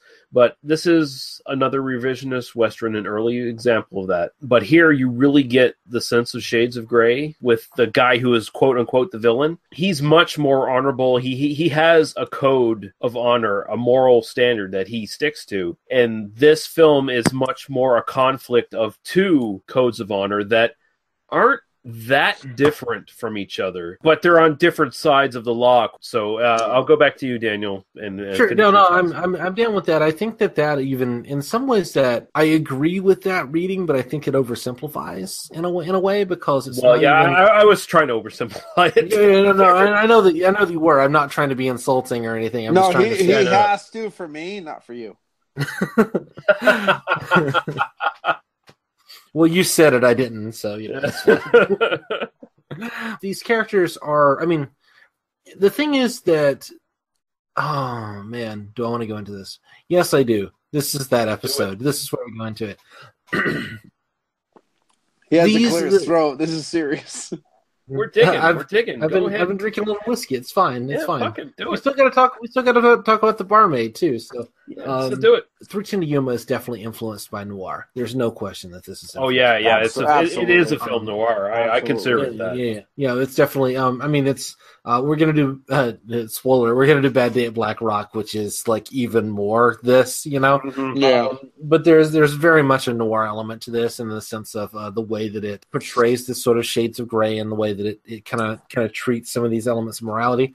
For me, the key to understanding it is to understand, within these films, within a Western, we're kind of expecting there's a good guy and a bad guy, and the bad guy is the guy who kills the guy at the beginning of the film, right. And then there's a good guy who's going to come in. But this film fucks with that, and this is a very Elmore Leonard thing as well. I mean, the original story was written by Elmore Leonard, and then you realize Elmore Leonard had a career that dates back to 1950-7. Yeah. Yes, he did. The idea that we're not given context for any of this. We're just kind of presented. I mean, very early in the film, we have Van Heflin as Dan Evans, who says, oh, that must be Ben Wade's gang. Ben Wade's gang, like that's a thing that we're suddenly supposed to kind of process as oh, these are the bad guys. But then when we're presented with this within the film, when we're presented with him, we don't see him as a bad guy. He's telling the marshal about shit that's going on. Like, how you... I don't understand. That's the thing about Elmore Leonard's writing is we learn characters through other characters' perceptions of people. Right. Well, and through their actions, we're kind of giving them, we're kind of given this perspective. Actions do speak louder than words. Yeah, we're given a sense of like who these people, how they interact together. And so it is kind of making us ask the question of why is this guy bad? And then, okay, I'll just, you know, all of these towns that these people are going to are completely oppressed with poverty, you know, because there's no water, there's no money, there's no anything. A tiny amount of money would mean the world to this guy, to our hero in this film. And yet he's enlisted by the banker to suddenly go out and kill this other guy or go and like arrest this other guy. Then it makes us ask the question of like, well, why is the system set up this way? You know, where does money come from? Where's this gold coming from? You know, and that's a question that, I mean, the film isn't asking that question, but we can ask the question of the film. We can ask the question because the film is showing this guy buying drinks for everybody in the house, plus more money on top of it every time he goes to a fucking casino or a bar. Yeah, he walks in and goes, here's this, plus... oh, by the way, I just dropped some more money on the table. It's not hard to imagine. It's not hard to... I mean, look, Ben Wade is probably a murderer and a horse thief and et cetera and a bad guy. But it's not hard to imagine him in another world. You know, we don't know his background. So it's not hard to imagine him in another world being, oh, maybe he was a decent stand-up guy who just was given a really shitty hand, you know? That's the reading I get from the performance from Glenn Ford, where he's a response to... this whole territory is oppressed by the fact that this banker Butterworth or Butter whatever Butterworth, Butterass, whatever the fuck his name is. Butterfield. I think Butterworth. Butterworth. But I mean, Butterass, you motherfucker. But I mean, fuck you motherfucker. Yeah, I mean, Dusty Rhodes would say motherfucker. But I mean. This guy is he comes down on Van Helsing like he's manna from heaven. He's giving this guy this super chance to make tons of money, or at least the money he needs. But where is he giving money to anybody else? Right? Like where is he helping anybody else? This guy is totally out for himself. It's all self-interest, and he's running a company that is making money off of all these towns in this territory that are just suffering. They're all fucking out of money, it has rained for forever. Leonard and the screenwriter, so the film gives us this context through Emmy, the bartender, who I mean, again, such an amazing character, and I hate to be this guy, but like she naps between 2 and 3. I don't understand why she's not in the rest of the film. I don't understand why she's not. Because it's 1957. And this I guess. If you look at the time she said she's napping, don't you understand? No. Like, she napped through the rest of the film. But I mean, so here's the thing: she's the girl who helps to humanize Ben Wade, right? You know, so Ben Wade shows up, and she just owns the screen. This is a very like femme fatale kind of move, right? She's gonna come in, she's gonna pour the drinks, she's gonna talk, she's gonna be the thing, she's gonna like. There's a totally like she fucks the dude thing, you know? I was waiting for that whole. I walk into bars with like 6 guys at the same time.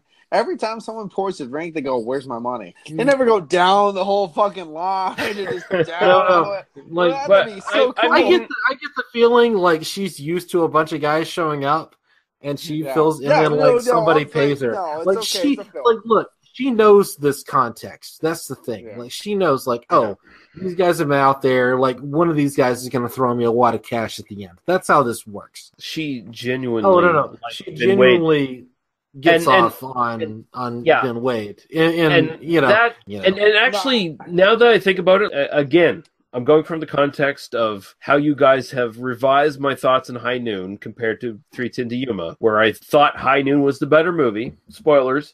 Now I think 310 to Yuma is the better movie. This is probably now my biggest complaint of this movie is that she's not in it more, because the scenes between her and Ben Wade, that builds expectation for something else to come. Can I ruin your 310 to Yuma for a second?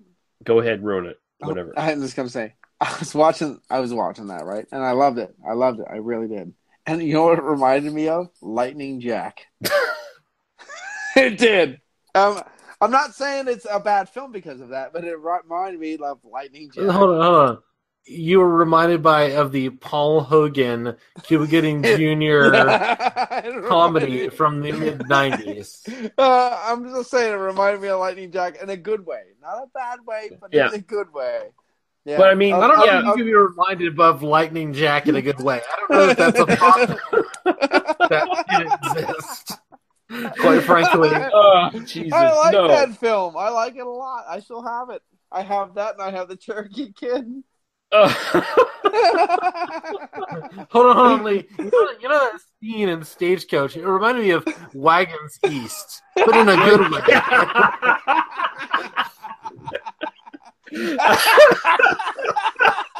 Hey, you know, Lee, that scene in Outland, it reminded me of the Adventures of Pluto Nash, but in a good way. Now calm down, Daniel. Now calm down. I think you're way out of line, man. Okay, we gotta stop because I've already spilled like half a glass of this. I'm really not trying to ruin it. I just had to say. No, it's okay. It's all right, but I gotta say, in a good way. Okay, I'll accept that. Because he's very, very smooth with that bartender, and you know that relationship has been there for more than just a second. Especially when he said about, have you ever been like to San Francisco? Yeah, I've been there. You know, like, oh my God, there's something going on. I mean, there's definitely a relationship that's built there, and then it's very clear that like maybe he saw her in Cheyenne, I think, which is where like she said, "Oh, I worked there before," like so he saw her there. I also, I mean, I don't want to. I think the that scene between Uma Thurman and David Carradine at the beginning of Kill Bill Volume 2, where they're standing outside the chapel, there's some very clear visual reference in that. Like, now you're going too far. You know. No, I honestly don't think he is. No, he's not. Obviously, I'm just saying that. No, Tarantino go further. No, there's no question. There's no question. Further. Okay. So I'm going to jump over though. Paul, is this the first time you're seeing this for this podcast? And what are your sort of general thoughts on this? What's your term of first seeing? Like, well, the first time I ever saw this was high midnight last night. Okay. So, good. Yes. So you saw this before you saw High Noon? Yeah. Before High Noon. I saw a High Noon at high 2 a.m. and I saw this one at high midnight. So yeah. Is it high 2 a.m. in the sense of like you were high on marijuana or some other will substance? not talk about this in this juncture. Okay, no, that's fair. That's fair. I'm not asking you to. But no, I definitely saw this and I got a lot of good vibes. The one thing though, Ford, man, I got this devil's advocate vibe from him. Yeah. Hardcore. So hardcore. He is so devil's advocate. He was playing that guy. He has a devious face about him. The whole film. Very devious. Again, I'll point to our mutual friend Jamie from the Beer Chats, who is basically a devil's advocate and an evil person. Yes, he is too. He is that little son of a bitch. Yeah.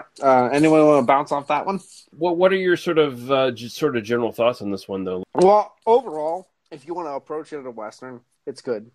I like the whole vibe. I like the happy ending. I do. However, I understand why they remade it. I'm not going to talk about the remake right now. I don't like it, but I understand why they did it. They wanted the fucking nasty end, the whole deal, blah, blah, blah. Everybody gets shot up. I've never seen the remake, and I've never seen it for precisely the reason that I love the original. I don't like the remake. I used to own it. I gave it away. Lee and I will talk about it later. But anyway, the original, Dan, I'm just going to call him Dan. Dan, I understand what he's saying. I understand what he's trying to do. But he's an idiot. And he's an idiot the whole fucking film. The fucking guy's an idiot.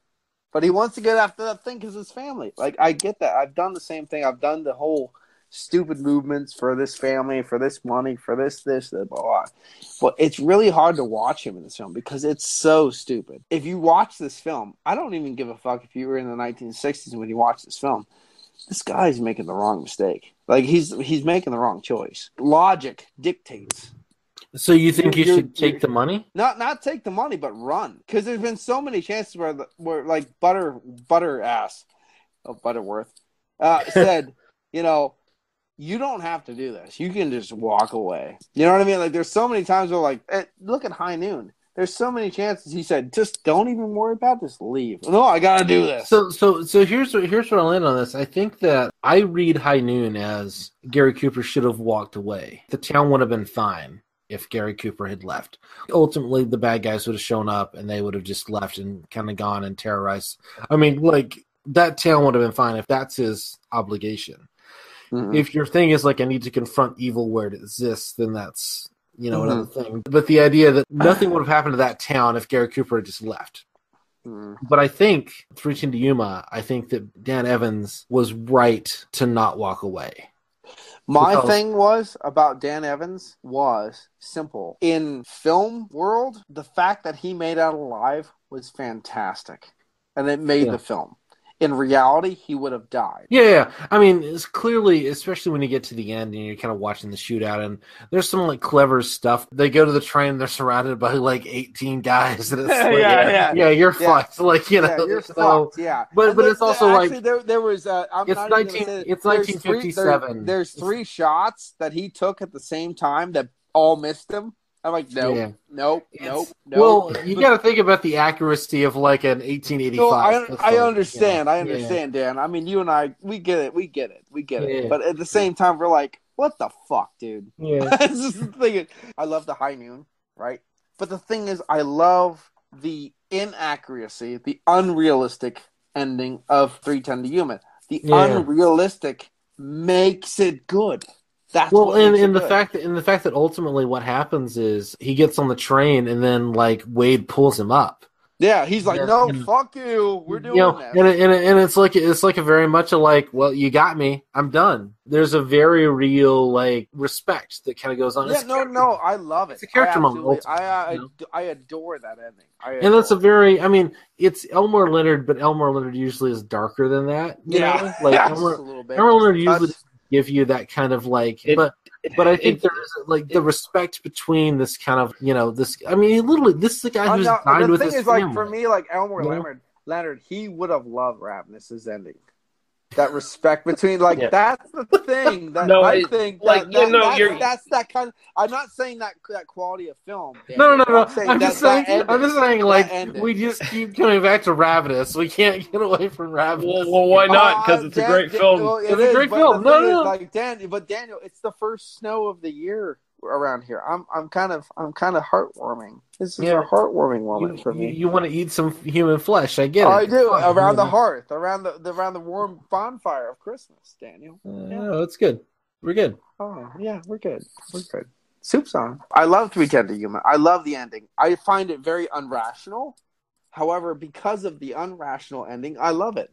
And the thing is, I think we'll get back to Lee in a second. But I think that's I think that's why the remake happened, which is sad it happened. Yeah, well, so I'll speak on the remake first before I get into my thoughts on this film. The remake's garbage. It is absolute garbage. I do like they do put in the remake that appreciation for each other, and they use that as self-sacrifice. Yeah, and they both die. Yeah, but they want that bad ending. They want that bad ending. That's the thing is people like, well, no, we need everyone to die because if everyone doesn't die, no one will pay attention.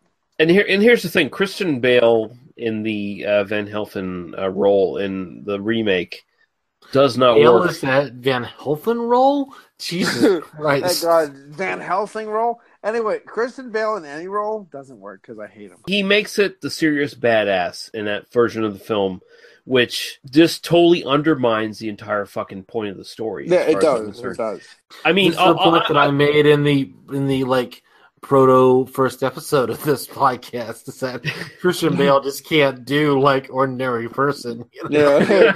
Well, the problem is he kept on talking like Batman the whole time. He was like, return to Yuma. Yeah. Despite the fact that the film came out 2 years before. I'm joking. Doesn't matter. Take a joke, God damn it. Doesn't matter. Doesn't matter. And here's the thing: Russell Crowe is actually great in his. Russell Crowe is great in this. I love Russell Crowe in this. He is actually a fucking spot on casting choice to replace Glenn Ford in the remake. Oh, spot on. Yeah, but that film sucks. Well, if you're so Russell Crowe could do the like both the sort of the badass and the tenderness. I kind of get that. Yeah, no, but, he's like, very charming. Christian Bale's a really bad decision. Even flipping the roles, I would buy more than Russell Crowe. Exactly. Yeah. Russell Crowe is sort of like the loser with the farm. Bale is bad in everything I've ever seen him in. He's just bad. Well, Christian Bale does I'm generic badass. That's fine, but anything that requires him to emote, I just don't. Emoting? Hell no. But let's go back to the original 310 to Yuma, if I may, Lee, for a second. Yeah, well, I'm tending to get to that. I wish based on Assassination of Jesse James film, I wish they'd just done Casey Affleck and Brad Pitt. That would have been the those would have been better choices, honestly, way better choices. But my thoughts on this, I really enjoy the psychological cat and mouse game between the two main characters. The entire film is based around this, and I mean, you've basically got two characters with two very not so different moral codes. They're on the opposite. They're very similar moral codes. Yeah, they're very similar. The kicker. But they're on the opposite side of the law for the most part. To see fucking Glenn Ford just fuck with Van Helsing. He tries different avenues. At times, he tries to undermine them and go, if I had a wife like that, I wouldn't fucking treat her like this. And your kids, I would treat them so much better. I'm as a happily married man, like that's a moment where I just want to punch him in the face. Exactly. Thank you, Daniel. Woo woo. I was gonna say, like, that was the moment when I was watching. I was like, oh my god, this guy needs beat. This guy needs beat hard in his bed with the fucking butt of a shovel. Yeah, he could have shot him in the face and then just said like, oh, he tried to run away. Yeah, he could have. He could have, but chose not to. Right? Ford got beat way less than he should have in this movie. Oh, yeah, no, but I mean, Ben Wade, the character, Glenn Ford's character, he knows. He actually knows from the beginning that this guy isn't up to the task of, like, shooting him in the face. He knows, and he's playing with him.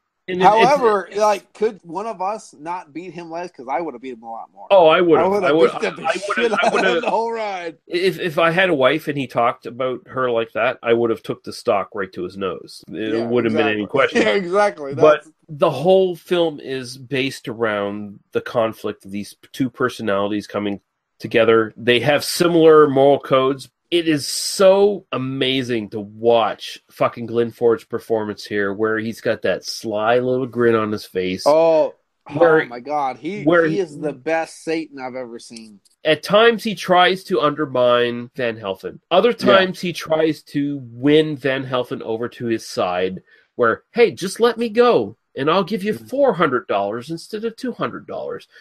And then another time, it's like, I'll give you $7,000. $7,000. I keep 10 because it makes it easier when I count. And then another time it's 10,000 because I count in tens. It's so beautiful, the conversation between these two guys. But and Ben, the best thing, sweats and it gets angry. That's what I was about to say. The best thing is this does a better job than High Noon. And again, this podcast has changed my thoughts on the two films, where I now say this film does a better job than High Noon at building tension, building suspense. It comes out of Van Helsing's performance, where as the fucking minutes tick by, he sweats more. You see more beads of sweat on his forehead. Well, you feel like there's an actual thing where he might actually take the money, right? Exactly. Like you feel and that's It's also the director. Sorry for 310 Yuma. Looking it up. Delmer Davies. Delmer Davies. Yeah, I was there. I had Delmer. It's fine. Yeah, you got it. Delmer Davies is known as a director who relied on performance. Who was very kind of like a straightforward. I'm just gonna kind of shoot it and just kind of rely on performance and script, and that works great for this. You don't need some big showy directorial thing to like. No, the thing is, or an inner monologue. You wish there was one, but you don't need one. But you wish there was one. Well, I don't even. I feel like an inner monologue would give us a. Yeah, but you don't need one. But you wish there was one. You're like, okay, what are you thinking now? Are you thinking it? You're thinking it, aren't you? You're like, I was like gritting my teeth, kind of watching this, going, you're fucking thinking about it, aren't you? You son of a bitch. Like I was getting into this tension. Well, I mean, honestly, you just sold the reason why there doesn't need to be an inner monologue, because you made the film much more interesting because you're thinking about what's going on. I'm just looking at it going, come on, or you come on, you just get that shotgun. You son of a bitch. Like I would just pull that son of a bitch. I'd shoot Butterfield through the fucking door, and I'd walk out with mine. You shoot Butterfield. right to the fucking door and be like, come on, son, you come with me, bitch. And Dan, I understand why Dan did it, because he goes, can I fucking trust you? No. And that's the thing is, like, if he knew that he could trust Ford, he would do it. But he doesn't know it. So he's not going to try it. He's just going to go for the guaranteed $200. And the thing is, though, I'm not saying the money's the only thing that is guaranteeing him to do it.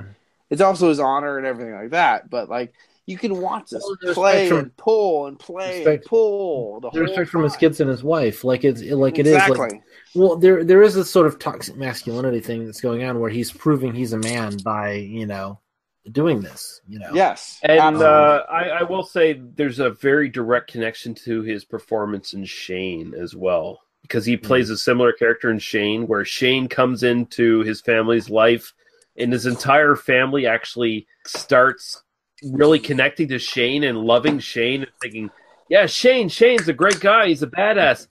His family actually kind of starts sort of responding to Glenn Ford's character in similar ways. So there is a bit of a connection there to Shane, although I don't know if I'd argue Shane's a better movie or not. I don't know. We have to do Shane. Shane. I need to rewatch Shane. Yeah, we'll have to watch it. We'll do Shane at some point, but there is definitely a deep connection between this and Shane, I think.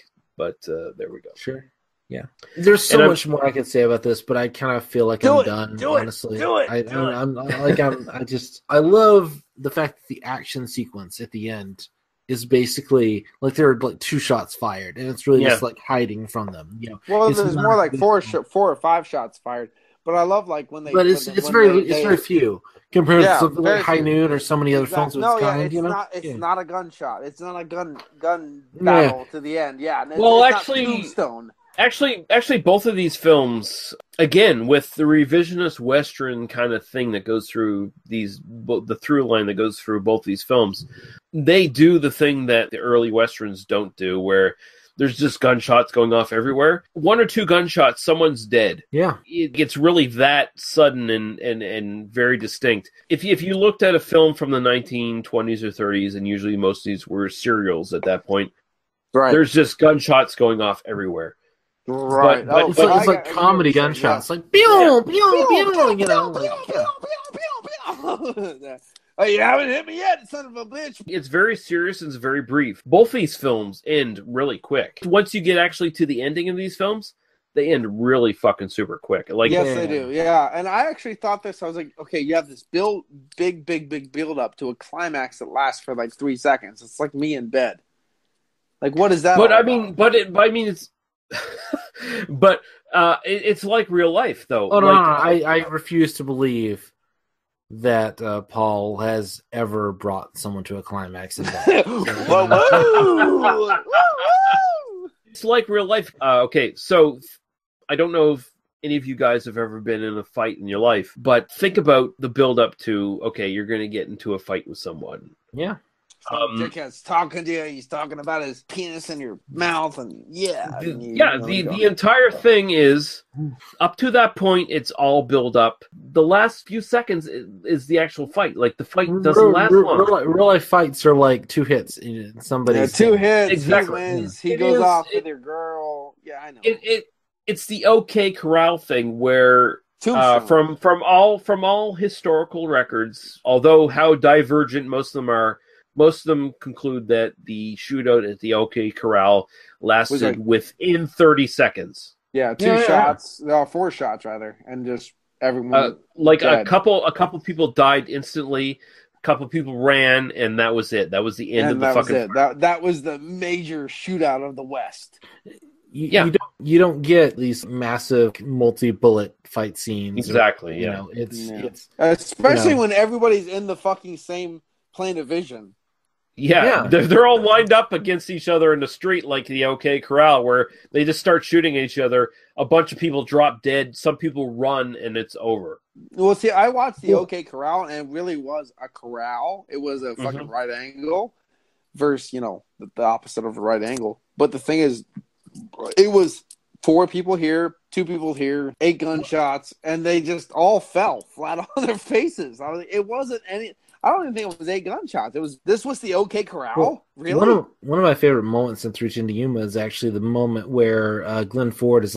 Oh, you got this guy in front of you, this guy behind you, and how you put me in front or you put me behind, and how you gonna make the corner? Yeah. It basically just goes, I'm just gonna do it together, and then they're not gonna shoot me. Well, look, I made it through, and it really is. And it lasted like a split second. Yeah, he's airing them. I mean, there is something very modern about this sort of there's something modern and indie about sideways. this. That's what comes with the revisionist Western. It demystifies the old West legends. Yeah. Lee he made a good term, demystifying.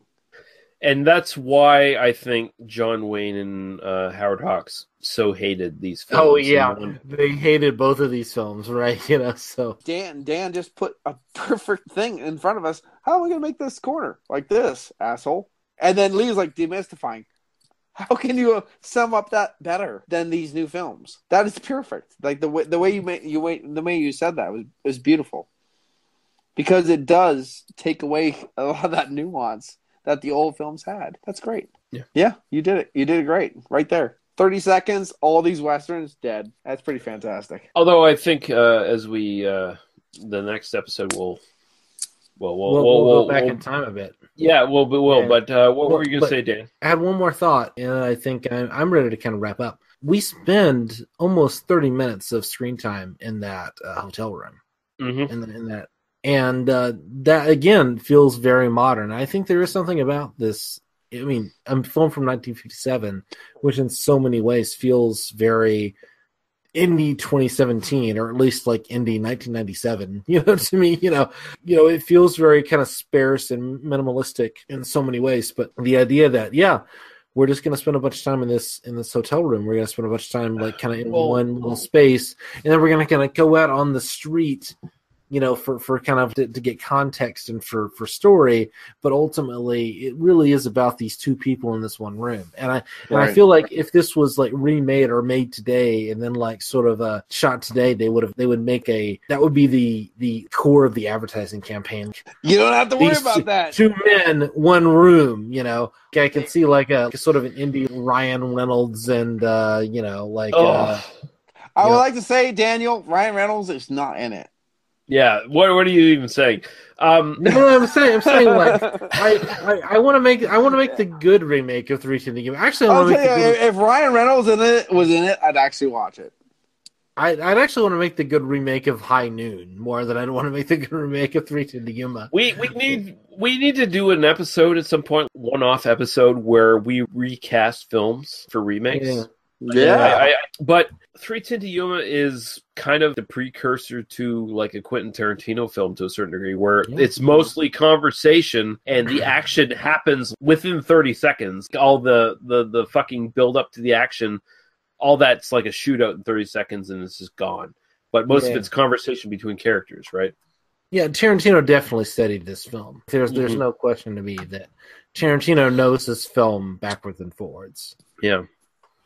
For better or for worse for Tarantino, but that's depends on how you feel about Tarantino. No, I legitimately love 3:10 to Yuma, and the one thing for me is I get these two films confused sometimes because I was thinking like, oh, I want to see Helen Ramirez, and I put on 3:10 to Yuma, and then realized she was in High Noon. Early in the podcast, Paul started talking about the plot to 3:10 to Yuma. So I mean, I conflate the bartender in 3:10 to Yuma with Helen Ramirez. Years down the line, I'm kind of like, oh, that's kind of because I probably saw them a day or two apart or whatever, right? And then just never thought. No, I mean, they're so similar. So if you watch them together, and they're both great characters. They're both great characters. They bleed into each other. They're very much similar vein. Like they do.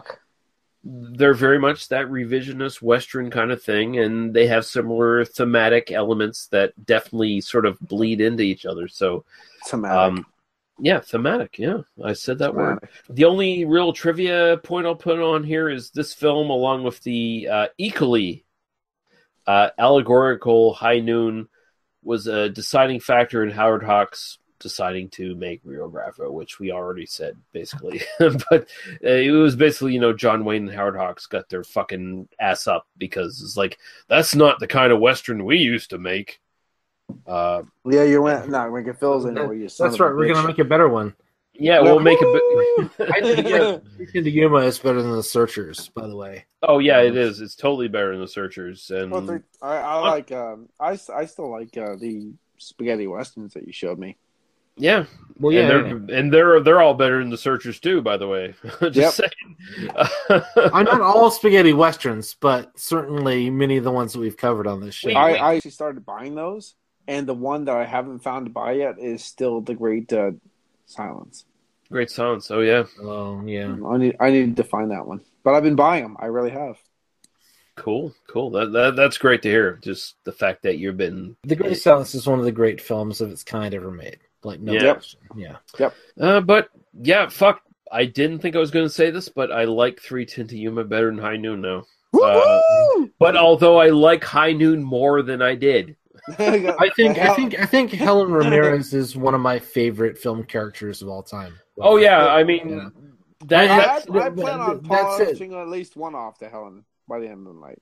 Yeah, she's a great character for her time, and she's also just a great character. Take it in context. I believe though. I haven't searched her out yet, but I believe I've seen her in about 2 or 3 other things too. Yeah, no, she's been in a bunch of stuff. Yeah, I'm not even putting into context. I'm saying she's a great character for her time, and she's a great character overall for westerns. She is a signifyingly this great character, and we're gonna do this at some point. Pat, Carrot, and Billy the Kid. She has a bit part in Pet, Carrot, and Billy the Kid, where she's 20, 30 years older at that point, but still. I'll tell you what, really awesome for a Black Asian woman, she does pretty well.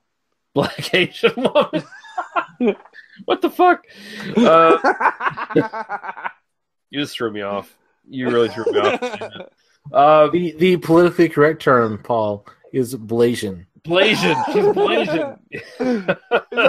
Is that why they came up with the name Blaze from American Gladiators? That is. Could have been, although I'm pretty sure that was a white guy, wasn't it? Or a white girl? What was it? I don't like. She had long hair, and I'd do it. No. I do China. It's Dodgeball, a true underdog story. That's the. Oh yeah. If you can dodge a wrench, you can dodge a ball. Yeah, Rip Torn Blazer. And Daniel gets the high five for the night. Yeah, he does. That's a great reference. Yeah. I love that movie. We need to cover that movie at some point. We should. Anyway, we should go. It's time to go. We should wrap up soon. Bye. So Daniel, tell people where they can find you on the interwebs. You can find me in so many places, none of which are mine.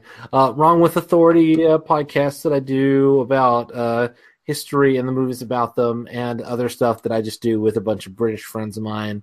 We've done a bunch of stuff recently, including a live commentary for Back to the Future, in which I comment quite aptly about how adorable Leah Thompson is. If you want to listen to that, go check that out.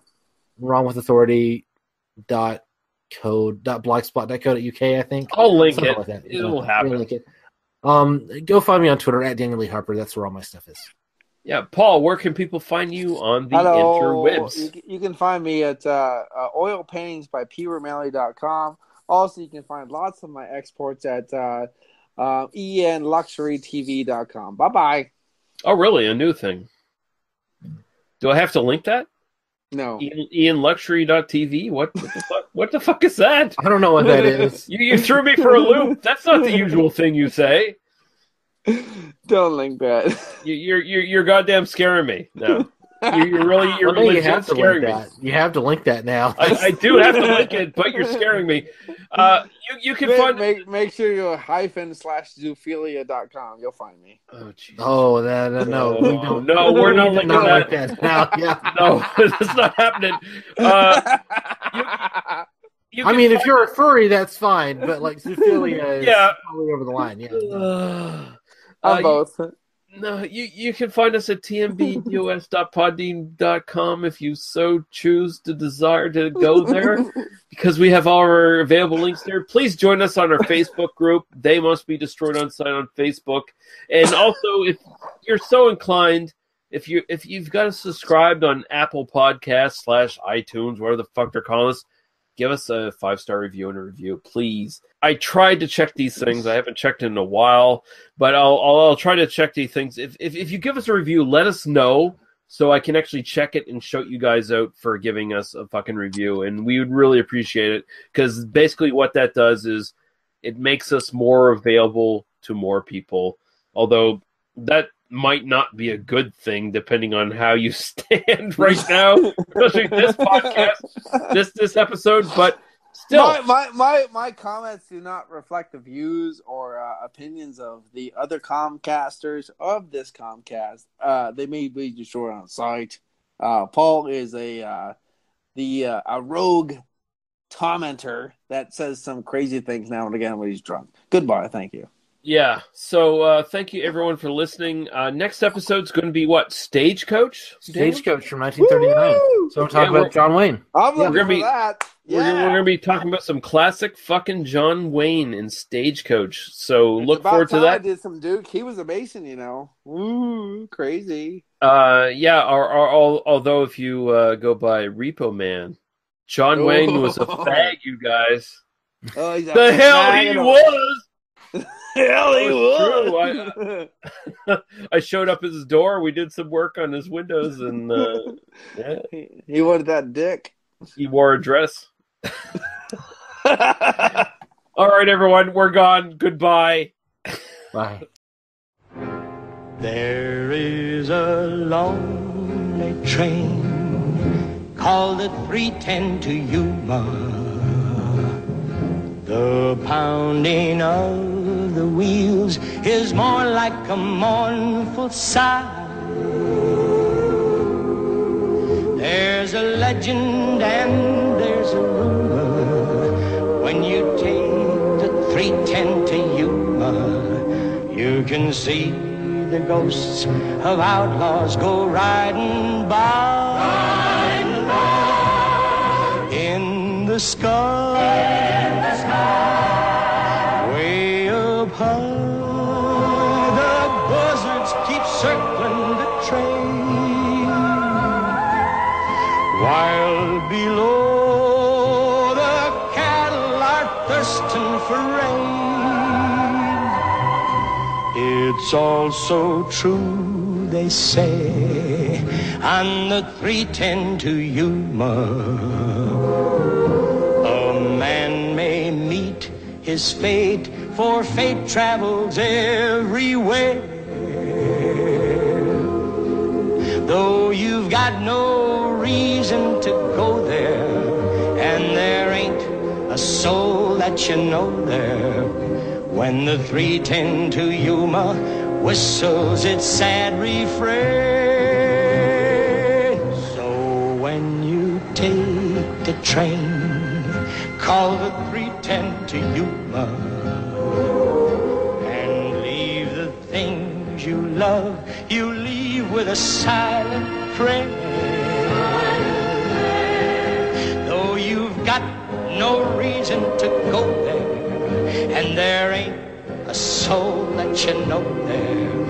When the 310 to Yuma whistles its sad refrain, take that train, take that train.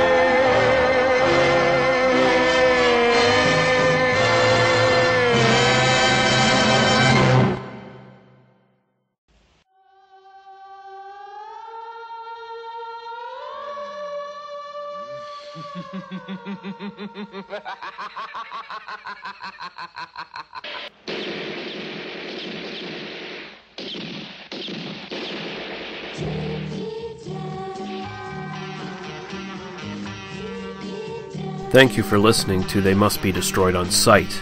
For past episodes and links to our iTunes, YouTube, and Facebook group, please visit us at tmbdos.podbean.com. There you can also find links to other podcasts and websites of similar interest. If you subscribe to us on iTunes, please consider giving us a 5-star rating and a review. Please join our Facebook group, as it's the single best place to get in contact with the hosts and to know what's coming up on the podcast. Thank you. Drive through.